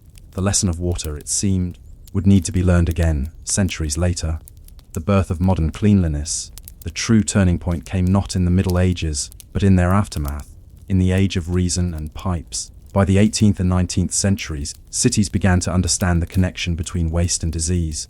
Engineers designed sewers, chemists analyzed water, and reformers demanded sanitation. The filth that medieval people had accepted as natural was finally seen for what it was: preventable. But the foundations of this revolution, boiling, brewing, and bathing, were laid in the dark centuries before. The habits born from ignorance became the tools of enlightenment. The echo of water, and yet, even today, when you turn on a tap, you are touching that history. Every drop that flows clear and safe represents 1,000 years of fear, failure, and accidental wisdom. The medieval world did not conquer its water. It endured it. It survived through invention born of desperation: beer that saved the weak, steam that comforted the sick, and prayers whispered over wells that both blessed and poisoned. They did not understand bacteria, but they understood survival. And that, in the end, was enough. Reflection. When you imagine a medieval street now, the crooked roofs, the clatter of hooves, the murmur of a market, remember the unseen river flowing beneath it all. The water that fed the baker's dough, the monk's awl, the noble's bath, and the beggar's thirst. It was life, and it was death. It shaped cities, defined faith, and taught humanity its most basic lesson, that civilization begins not with swords or cathedrals, but with clean water. And so the story ends where it began, at the edge of a bucket, a well, or a stream, where a hand reaches down, hoping that this time the water will be safe. You can still walk them today, a narrow path paved in uneven stone, cutting through the fields of southern France or the English countryside. Grass grows in the cracks. Farmers drive tractors across them. Children walk to school beside them without noticing their age. But beneath those footsteps lies history older than most nations. A road laid by Roman hands nearly 2,000 years ago. It begins with dust, stone, and the rhythm of footsteps, thousands of them, stretching from the edge of the known world to the heart of an empire. The order of roads. When Rome built a road, it was not simply a means of travel, it was a declaration of power. The first Roman roads appeared in the 4th century BCE, during the early Republic. They were military tools, forged for conquest rather than comfort. The Via Appia, perhaps the most famous of them all, began in 312 BCE under Appius Claudius Caecus, a road meant to connect Rome with Capua, then later Brundisium, opening a path to southern Italy and the seas beyond. But the Romans did not just build roads, they organized the very landscape. Each road was surveyed by engineers, measured with precision tools like the groma, which used weighted lines to ensure perfect alignment. The routes were chosen for directness, not ease. Rivers were bridged, hills were cut, marshes drained. Roman roads were stubborn things, impervious to geography, indifferent to beauty. They carved straight lines where nature preferred curves. The layers of stone. To walk a Roman road was to walk a masterpiece of patience. A proper road began with a trench dug deep into the earth. The bottom was filled with large stones, creating a foundation called the statumen. Above that came layers of crushed rock, rudus, gravel nucleus, and finally, the surface. Flat paving stones fitted so tightly that water could barely seep through. The surface was crowned, slightly raised in the middle, so rain would flow off into ditches on either side. Every feature had a purpose. Every stone was set by hand. And though most Romans never gave it much thought, each step they took connected them to something vast. The hum of an empire moving along arteries of stone. The rhythm of the legions. Imagine it now. The tramp of soldiers' boots along the Via Flaminia, the metallic rattle of armor, the creak of carts. The Roman road was made for the army first. Legions could march 20 miles a day on them, their pace measured and relentless. Supply wagons followed in rows, grain tools, tents, siege engines. Where the road went, Rome went. Each conquered region received its own network, linking fortresses to ports, towns to garrisons. The roads made rebellion almost impossible. They allowed governors to send word to Rome in weeks instead of months, armies to appear before enemies could organize. Conquest, control, commerce, all depended on the dust of those roads. The weight of commerce. After the legions came the merchants. They followed the same routes, their carts heavy with amphorae, olive oil, wine, glass, iron, salt, and textiles. Inns, mansions, were built at intervals of roughly 25 miles, offering food, stables, and rest. Smaller relay stations supplied fresh horses for couriers. In this way, Rome became the first civilization to manage what we might now call logistics. Along these roads, coins changed hands, news spread, and cultures blended. A merchant traveling from Gaul could reach Rome in less than 2 weeks. A soldier in Britannia might receive orders written weeks before in the Senate chambers. The empire, for all its diversity, was stitched together by stone. The bureaucracy of distance. The Romans were meticulous record keepers. They measured roads in milia persum, thousands of paces, giving us the word mile. Milestones, miliaria, marked each interval, engraved with the name of the emperor or magistrate who commissioned the section. These markers served more than vanity, they were tools of governance. Each one reminded travelers who had built the road and who ruled it. The state maintained an entire department, the curators viarum, responsible for upkeep. Wealthy citizens were often cursed into financing repairs as a civic duty. Even the smallest details, where to place a culvert, how deep to lay gravel, were standardized across thousands of miles. Rome's power, in many ways, was administrative before it was military. The road builders. We often imagine Roman engineers as elites with scrolls and instruments, but most of the actual work fell to soldiers. When legions weren't fighting, they built. Each road was a training exercise in discipline and endurance. They cleared forests, leveled ground, set stones, and dug drainage ditches. For every mile of paved surface, there were hundreds of hours of manual labor. Some sections crossed rivers and mountains that even modern engineers find impressive. The Via Domitia in southern France, sliced through the rugged Alps. The Via Claudia Augusta climbed nearly 500 meters through passes that still bear Roman names. The work was exhausting, but to a Roman soldier, the road was as much a symbol of empire as his sword. The view from the provinces for those who lived at the edge of Rome, Celts, Britons, Iberians. The roads were double-edged. They brought trade and prosperity, but also taxes and surveillance. They connected remote villages to imperial rule, but also to exploitation. A farmer near Londinium might find his fields bisected by a road he never asked for, patrolled by men who spoke a language he didn't understand. Yet soon, his grain would travel along that same road to markets he'd never seen. The road bound him to Rome whether he wished it or not. And in time, the roads outlived his village, his culture, and even the empire that built them. The road that never ended. When Rome fell, the roads did not. Barbarian kings and medieval lords continued to use them, though they no longer maintained them. Carts wore grooves into the ancient stones. Grass crept through the cracks. Bridges collapsed and were rebuilt from the same blocks. By the early Middle Ages, many Roman roads had faded into memory, yet the routes remained. Travelers still followed them because they were the straightest paths between towns.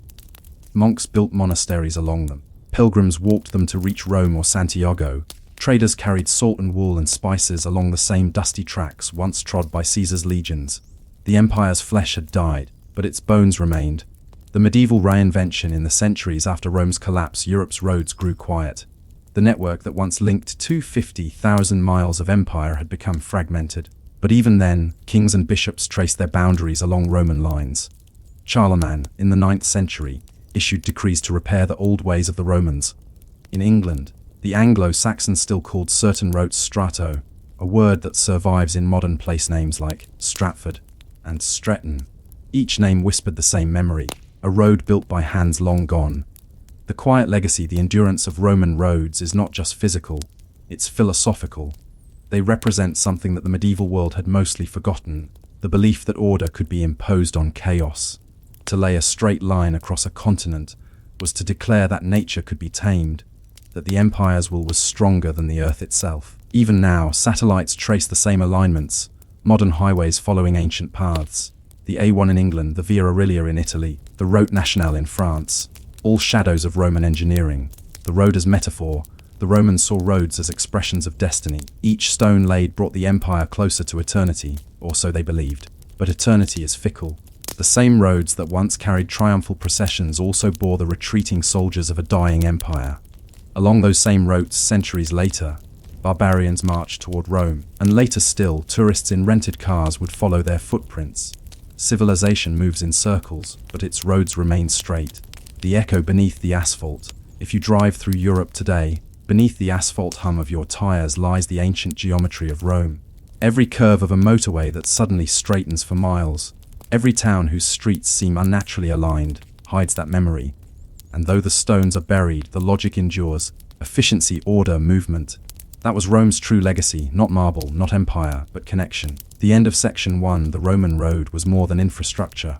It was ideology made visible. But how, exactly, did such vast networks survive centuries of neglect and invasion? What allowed their design to outlast the empire itself? In Section 2, we'll trace the slow decay and rebirth of these ancient arteries through the Middle Ages. The monks who mapped them, the kings who taxed them, and the pilgrims who rediscovered them beneath the dust. When Rome's eagles finally lowered their wings, the roads that had once pulsed with empire began to grow quiet. In the early 5th century, as Germanic tribes swept through the provinces, many of the great roads, those same straight ribbons of stone, were abandoned to weeds and silence. The empire's bureaucracy, the curators virum who had maintained the roads for 8 centuries, vanished. The network of engineers, masons, and surveyors dissolved. What had once been a carefully managed web of logistics became a loose tangle of forgotten stones. And yet, somehow, the roads did not die. The echo of empire for centuries after Rome's fall, travelers still followed the old roads, because they worked. Even when neglected, Roman roads retained their practicality. They led to bridges that still stood, fords that still crossed rivers, and mountain passes still carved into the stone. Barbarian kings, Visigoths in Spain, Ostrogoths in Italy, Franks in Gaul, continued to use them as boundaries and battle roads. Though they lacked the resources to repair the roads fully, they recognized their value. The new rulers of Europe inherited the empire's skeleton, even if they did not understand its anatomy. Roads without masters, the medieval traveler did not walk the world as a Roman had. The ancient courier, moving along the Via Appia or the Via Egnatia, could expect milestones, stations, and guards. The medieval pilgrim or merchant, by contrast, stepped into uncertainty. The road still existed, barely, but it had become something wild. In Gaul, the great highways were overgrown, their paving stones lifted by frost and roots. In Britannia, sections of the old strata sank into the bogs. Across the Alps, landslides buried Roman passes, leaving travelers to pick their way along goat paths where once legions had marched, 10 abreast. The roads had become ruins long before people thought of ruins as beautiful. And yet, they endured, quietly serving the few who still needed to move. The pilgrims' paths by the 8th and 9th centuries, movement across Europe began to stir again. Not for conquest, but for faith. Pilgrimages became the new arteries of travel. Rome, Jerusalem, Santiago de Compostela. Holy cities that drew the devout from every corner of Christendom. Many of these pilgrim routes simply followed the old Roman roads. In France, the Via Agrippa became part of the Way of St. James. In Italy, the Via Flaminia and Via Cassia guided travelers to Rome. Even the English Walling Street found new life as a route to Canterbury. Monasteries and abbeys sprang up along these paths, offering food, shelter, and safety. The monks who kept them also became, inadvertently, the custodians of the empire's remains. In their libraries, they copied fragments of Roman texts, Vitruvius, Pliny, Strabo, and in their fields they cleared the old roads, using them to reach neighboring towns. Where empire had once ruled by order, faith now ruled by endurance. The monks who mapped the world among the Benedictines, travel was both physical and spiritual. The rule of Saint Benedict encouraged self-sufficiency but also hospitality to travelers. Thus, the monasteries became the new mansions. Waystations much like the Roman rest houses that had once dotted the roads. Some monks began to record the distances between abbeys, rivers, and towns, unknowingly preserving the outlines of Rome's lost geography. In England, early chroniclers like Bede mentioned the great ways that still cut through the countryside, remnants of a world long past. In Ireland, monks carried stories of Roman roads they had never seen, describing them as the straight paths of the old kings. The empire had vanished, but its straight lines lived on in memory, in scripture, in the rhythm of travel itself. The silence between stones, if you walked one of these roads in the 10th century, you would not have known it was Roman. You would see no marble milestones, no soldiers or messengers. Instead, there would be hedges, brambles, and scattered stones poking through the mud. But beneath your feet, the foundation remained, the statumen, the deep layer of rock that Roman engineers had laid centuries earlier. It did not rot. It did not wash away. That stubborn layer was the secret of the road's survival. Even when covered by centuries of soil, it provided a solid path, invisible but enduring. Peasants used it as a guide when driving carts. Merchants sought it instinctively. The road was still there even when no one remembered who built it. The feudal fragmentation in the feudal age. Roads became not public works but private property. Lords and bishops claimed stretches of road that crossed their lands, levying tolls on travelers. A merchant could pay a dozen separate fees in a single day's journey. Bridges, once symbols of unity, became opportunities for taxation. In France, the pontage and peage systems turned movement into profit. In Germany, robber barons built castles above river crossings, extorting travelers below. Yet despite the corruption, the roads remained the only thread tying the scattered kingdoms of medieval Europe together. Even broken, they were indispensable. The roads of war, where commerce and pilgrimage failed, war restored movement. Medieval armies, though smaller than Rome's legions, relied on the same principal supply lines. During the Crusades, for instance, routes across Italy and the Balkans were revived to carry knights and provisions toward Constantinople. The same Via Egnatia that had once borne Caesar's legions now carried crusaders under the banner of the cross. In France, the 100 Years' War churned the same dust that Roman merchants had once walked. Every invasion rediscovered the roads anew. The scholars and the surveyors, by the late Middle Ages, curiosity began to stir once more about these mysterious, ancient ways. Travelers noticed the strange regularity of certain roads, too straight, too precise for their time. Local legends formed. Some claimed the devil had made them in a single night, others said giants had laid the stones. In England, antiquarians like William Camden, writing in the 16th century, identified and mapped these ancient roads, realizing they were Roman. They measured their widths, noted their materials, and recorded their Latin names: Watling Street, Emmon Street, Fosse Way. Across Europe, similar discoveries were made.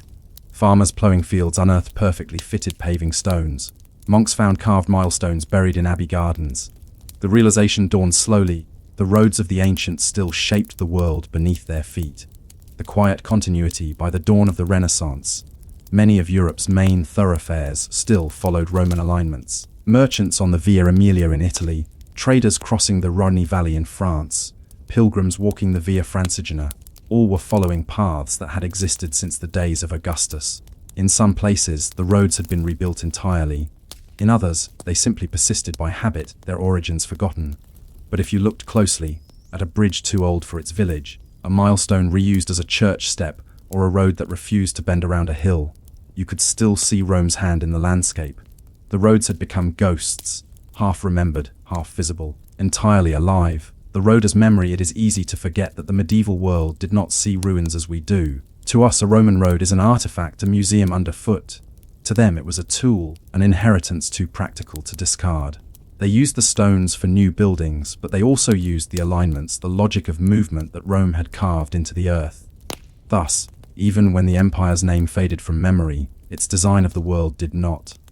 Every ploughed field that stopped at a strange straight line, every town that formed where two such lines crossed, was a remnant of Rome's invisible geometry. The pilgrim's lesson, perhaps the best symbol of the medieval relationship with these roads, was the pilgrim's staff. A man or woman could walk from Canterbury to Rome or from Cologne to Jerusalem, tracing the same routes as imperial couriers once had. But their purpose was reversed. The Roman road had once been an instrument of domination. Now it was a path of humility. The pilgrim walked not to expand an empire, but to seek redemption. And yet, in doing so, they kept the empire alive in another way, through use, through movement, through the simple act of walking the old lines. The end of section 2. By the time the Renaissance arrived, the Roman roads were no longer monuments. They were threads woven into daily life. They had survived not because people worshipped them, but because they could not live without them.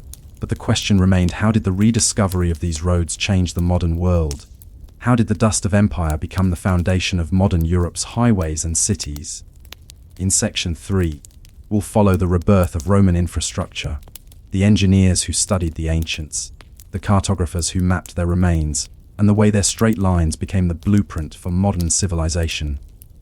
The Middle Ages ended not with a sudden collapse, but with a slow resurfacing, much like a buried road after a long rain. What had once been hidden under centuries of soil began, piece by piece, to show itself again.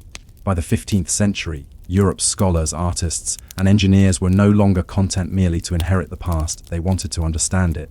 And so, with shovels, compasses, and curiosity, they began to dig. The rediscovery of the Romans, the Renaissance, was, in many ways, an excavation, not only of ideas, but of stones. Humanist scholars like Poggio Bracciolini and Leon Battista Alberti began to seek out the remnants of the ancient world.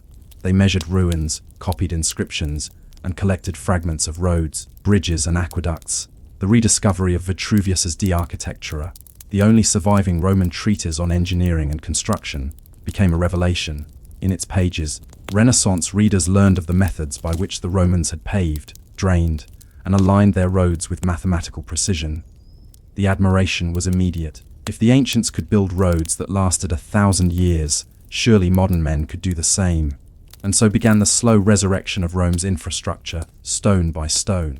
The cartographers of the past, before the Renaissance, maps were often symbolic, circles of heaven and earth, places drawn by imagination rather than measurement. But as exploration grew, so did the desire for accuracy. Surveyors, many of them trained by the church, began to chart Europe with new instruments: the plane table, the compass, and theodolite. In the process, they rediscovered the logic beneath the land. They found that the straightest lines between medieval towns often matched the alignments of ancient roads. In 1550, the Italian engineer Piero Ligurio produced one of the first attempts to map Rome's ancient topography. Others followed in France: Jean-Baptiste Bourguignon de Ville in England, John Ogilby, whose 1675 Britannia Atlas was the first road atlas ever printed. Ogilby's maps, carefully measured in miles and illustrated with engravings of milestones and bridges, revealed what medieval travellers had long suspected: that Britain's main roads still followed Roman paths. What had once been superstition, the Devil's Causeways, became history. The Age of Engineers, the Renaissance, may have rediscovered Roman theory, but it was the Enlightenment that rediscovered Roman practice.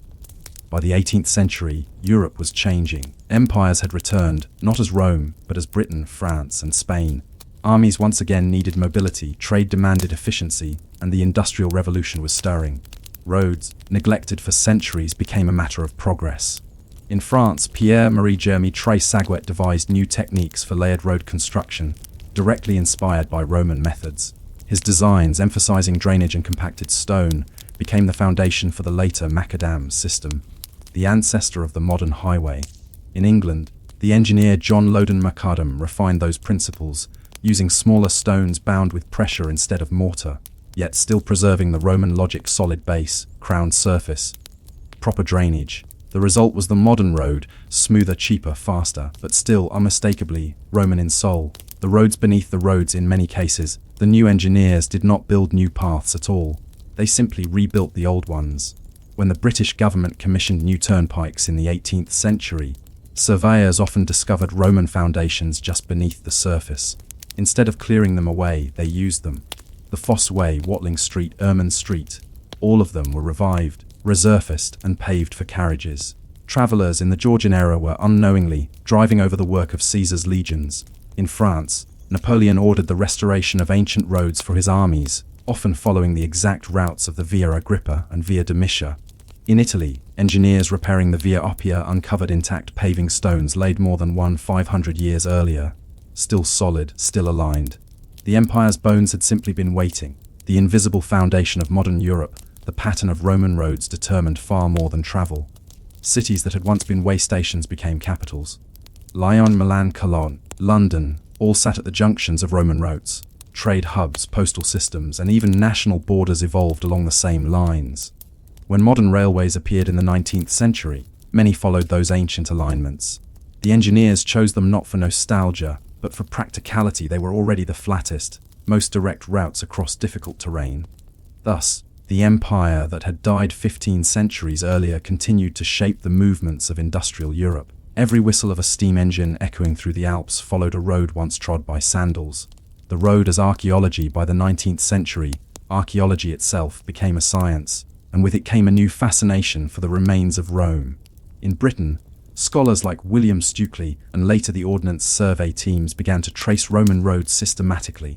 Using measurements, aerial observation, and excavation, they recorded widths, gradients, and drainage ditches, confirming what travelers had known for centuries, that the Romans had built not merely for their own time, but for eternity. Excavations revealed ruts carved into the stones by ancient wheels, fragments of milestones bearing Latin inscriptions, and even buried causeways in the Scottish Highlands where no Roman soldier was ever meant to linger. Each discovery turned the ground itself into a document, an archive of movement. The philosophy of straightness. There is something deeply Roman about a straight line. For the Romans, straightness meant control, over land, over nature, over chaos. A curved road might be easier, but a straight one was a statement. The empire imposes order. In the modern world, that ideal persisted, though its meaning shifted. Straightness became a symbol of efficiency, of science, of modernity. From Napoleonic boulevards to railway embankments to the concrete motorways of the 20th century, the same aesthetic ruled, not beauty, but purpose.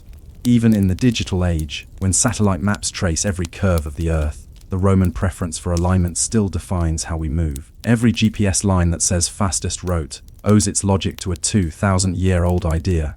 The dust of roads passed, but roads, like civilizations, erode slowly. As the 19th century gave way to the 20th, the old Roman roads faced their quietest transformation yet.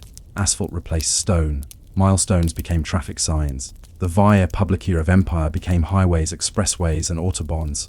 Yet the underlying network, the lines that determined where a city began, where trade flowed, where borders formed, remained unchanged. In many parts of Europe, if you peel back the modern asphalt, you will still find layers of crushed stone laid by legionaries. Every car that hums along a highway in France or Italy still follows their rhythm, the steady cadence of sandals striking stone. The forgotten builders. The modern traveller rarely thinks of those builders. The engineers, soldiers, and slaves who dug, leveled, and hauled rock for a road they would never own. They worked not for gratitude but for order. Their roads were as much instruments of control as of connection. And yet, in their labour, they created something that transcended politics. The empire that enslaved them crumbled. but the paths they laid became common ground for generations who never knew their names. The same stones that bore the weight of Caesar's chariots later bore monks, crusaders, merchants, and tourists, 1,000 lives crossing the same dust. The road itself became a symbol of continuity, the one human invention that never truly stopped serving its purpose. The roads beneath our feet today, archaeologists still find Roman roads beneath city streets, fields, and forests. In northern England, LiDAR mapping has revealed invisible highways running beneath farmland, perfectly straight, perfectly aligned, still marking the ancient division of land. In the Middle East, old Roman caravan roads now lie beneath modern motorways. In North Africa, the sand has swallowed them almost completely, yet satellite images still trace their ghostly geometry across the desert. It is as if the empire, though dust, still whispers directions. The immortality of infrastructure. Empires rise and fall, languages die, monuments crumble, but infrastructure, the mundane, the functional, endures. Rome's true achievement was not its conquests, but its logistics. Every aqueduct, every bridge, every milestone was a promise that civilization could be maintained by discipline and design. We remember emperors for their wars, but perhaps we should remember them for their roads. The Via Appia, after all, outlived every dynasty that paid for its stones. In the end, history's longest legacy is not glory, but maintenance. Reflection. The empire beneath the asphalt. Stand for a moment on a modern highway. Listen to the hum of rubber and wind. Beneath you, somewhere deep in the soil, lies another road. A layer of stone, straight as an arrow, built by hands that turned to dust long ago. That is the true empire of Rome. Not its laws or its gods, but its geometry. The persistence of order in a world that constantly falls apart. Every road we build today, from Paris to Islamabad, from Cairo to Edinburgh, echoes that ancient desire to connect, to endure, to carve meaning into the chaos of the earth. And so, when the last car fades and the asphalt cracks, perhaps the stones beneath will rise again, as they always have. Straight, silent, waiting. Time, as you know it, measurable, divisible, absolute, did not always exist. For most of human history, time was not something you could own. It was something you lived through. It flowed with the seasons, it ebbed with daylight, and it was as irregular as the weather. But sometime during the early Middle Ages, behind the thick stone walls of monasteries, time began to change. Not for everyone, not yet. But for the monks who prayed, worked, and slept by the sound of bells, the modern concept of hours, minutes, and schedule was being quietly invented. The world before clocks, before the mechanical clock, time was a fluid experience. Peasants rose when the sun touched the fields and rested when it fell.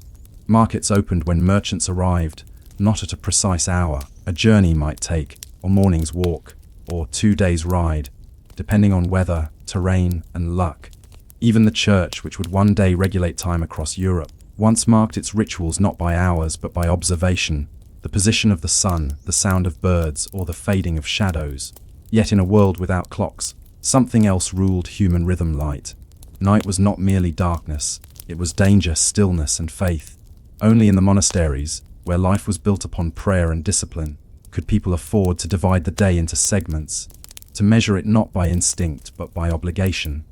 It was within these religious communities that the heartbeat of time began to tick. The monastic day, every monastery followed a strict schedule known as the divine office, 8 daily periods of worship, each corresponding to a canonical hour. Matins during the night, sometimes around 2 or 3 am Lauds, just before sunrise I prime around 6 am, terci around 9 am, and a sex noon none 3 pm, tane vespers, sunset compline before bed. These divisions were not arbitrary. They were based on the Roman system of dividing daylight into 12 equal parts, the horae. But because daylight changes with the seasons, an hour in winter might be shorter or longer than one in summer. This meant that for centuries, time literally stretched and shrank with the seasons. Imagine praying at noon, in December and again in June, each time at a different moment of the day. The monks, however, cared less about solar accuracy than about spiritual consistency. The bell would ring when it was time to pray, no matter what the sun was doing. But how did they know when to ring it? The human clock, in the earliest monasteries, the answer was simple: someone stayed awake. The horologium, the keeper of hours,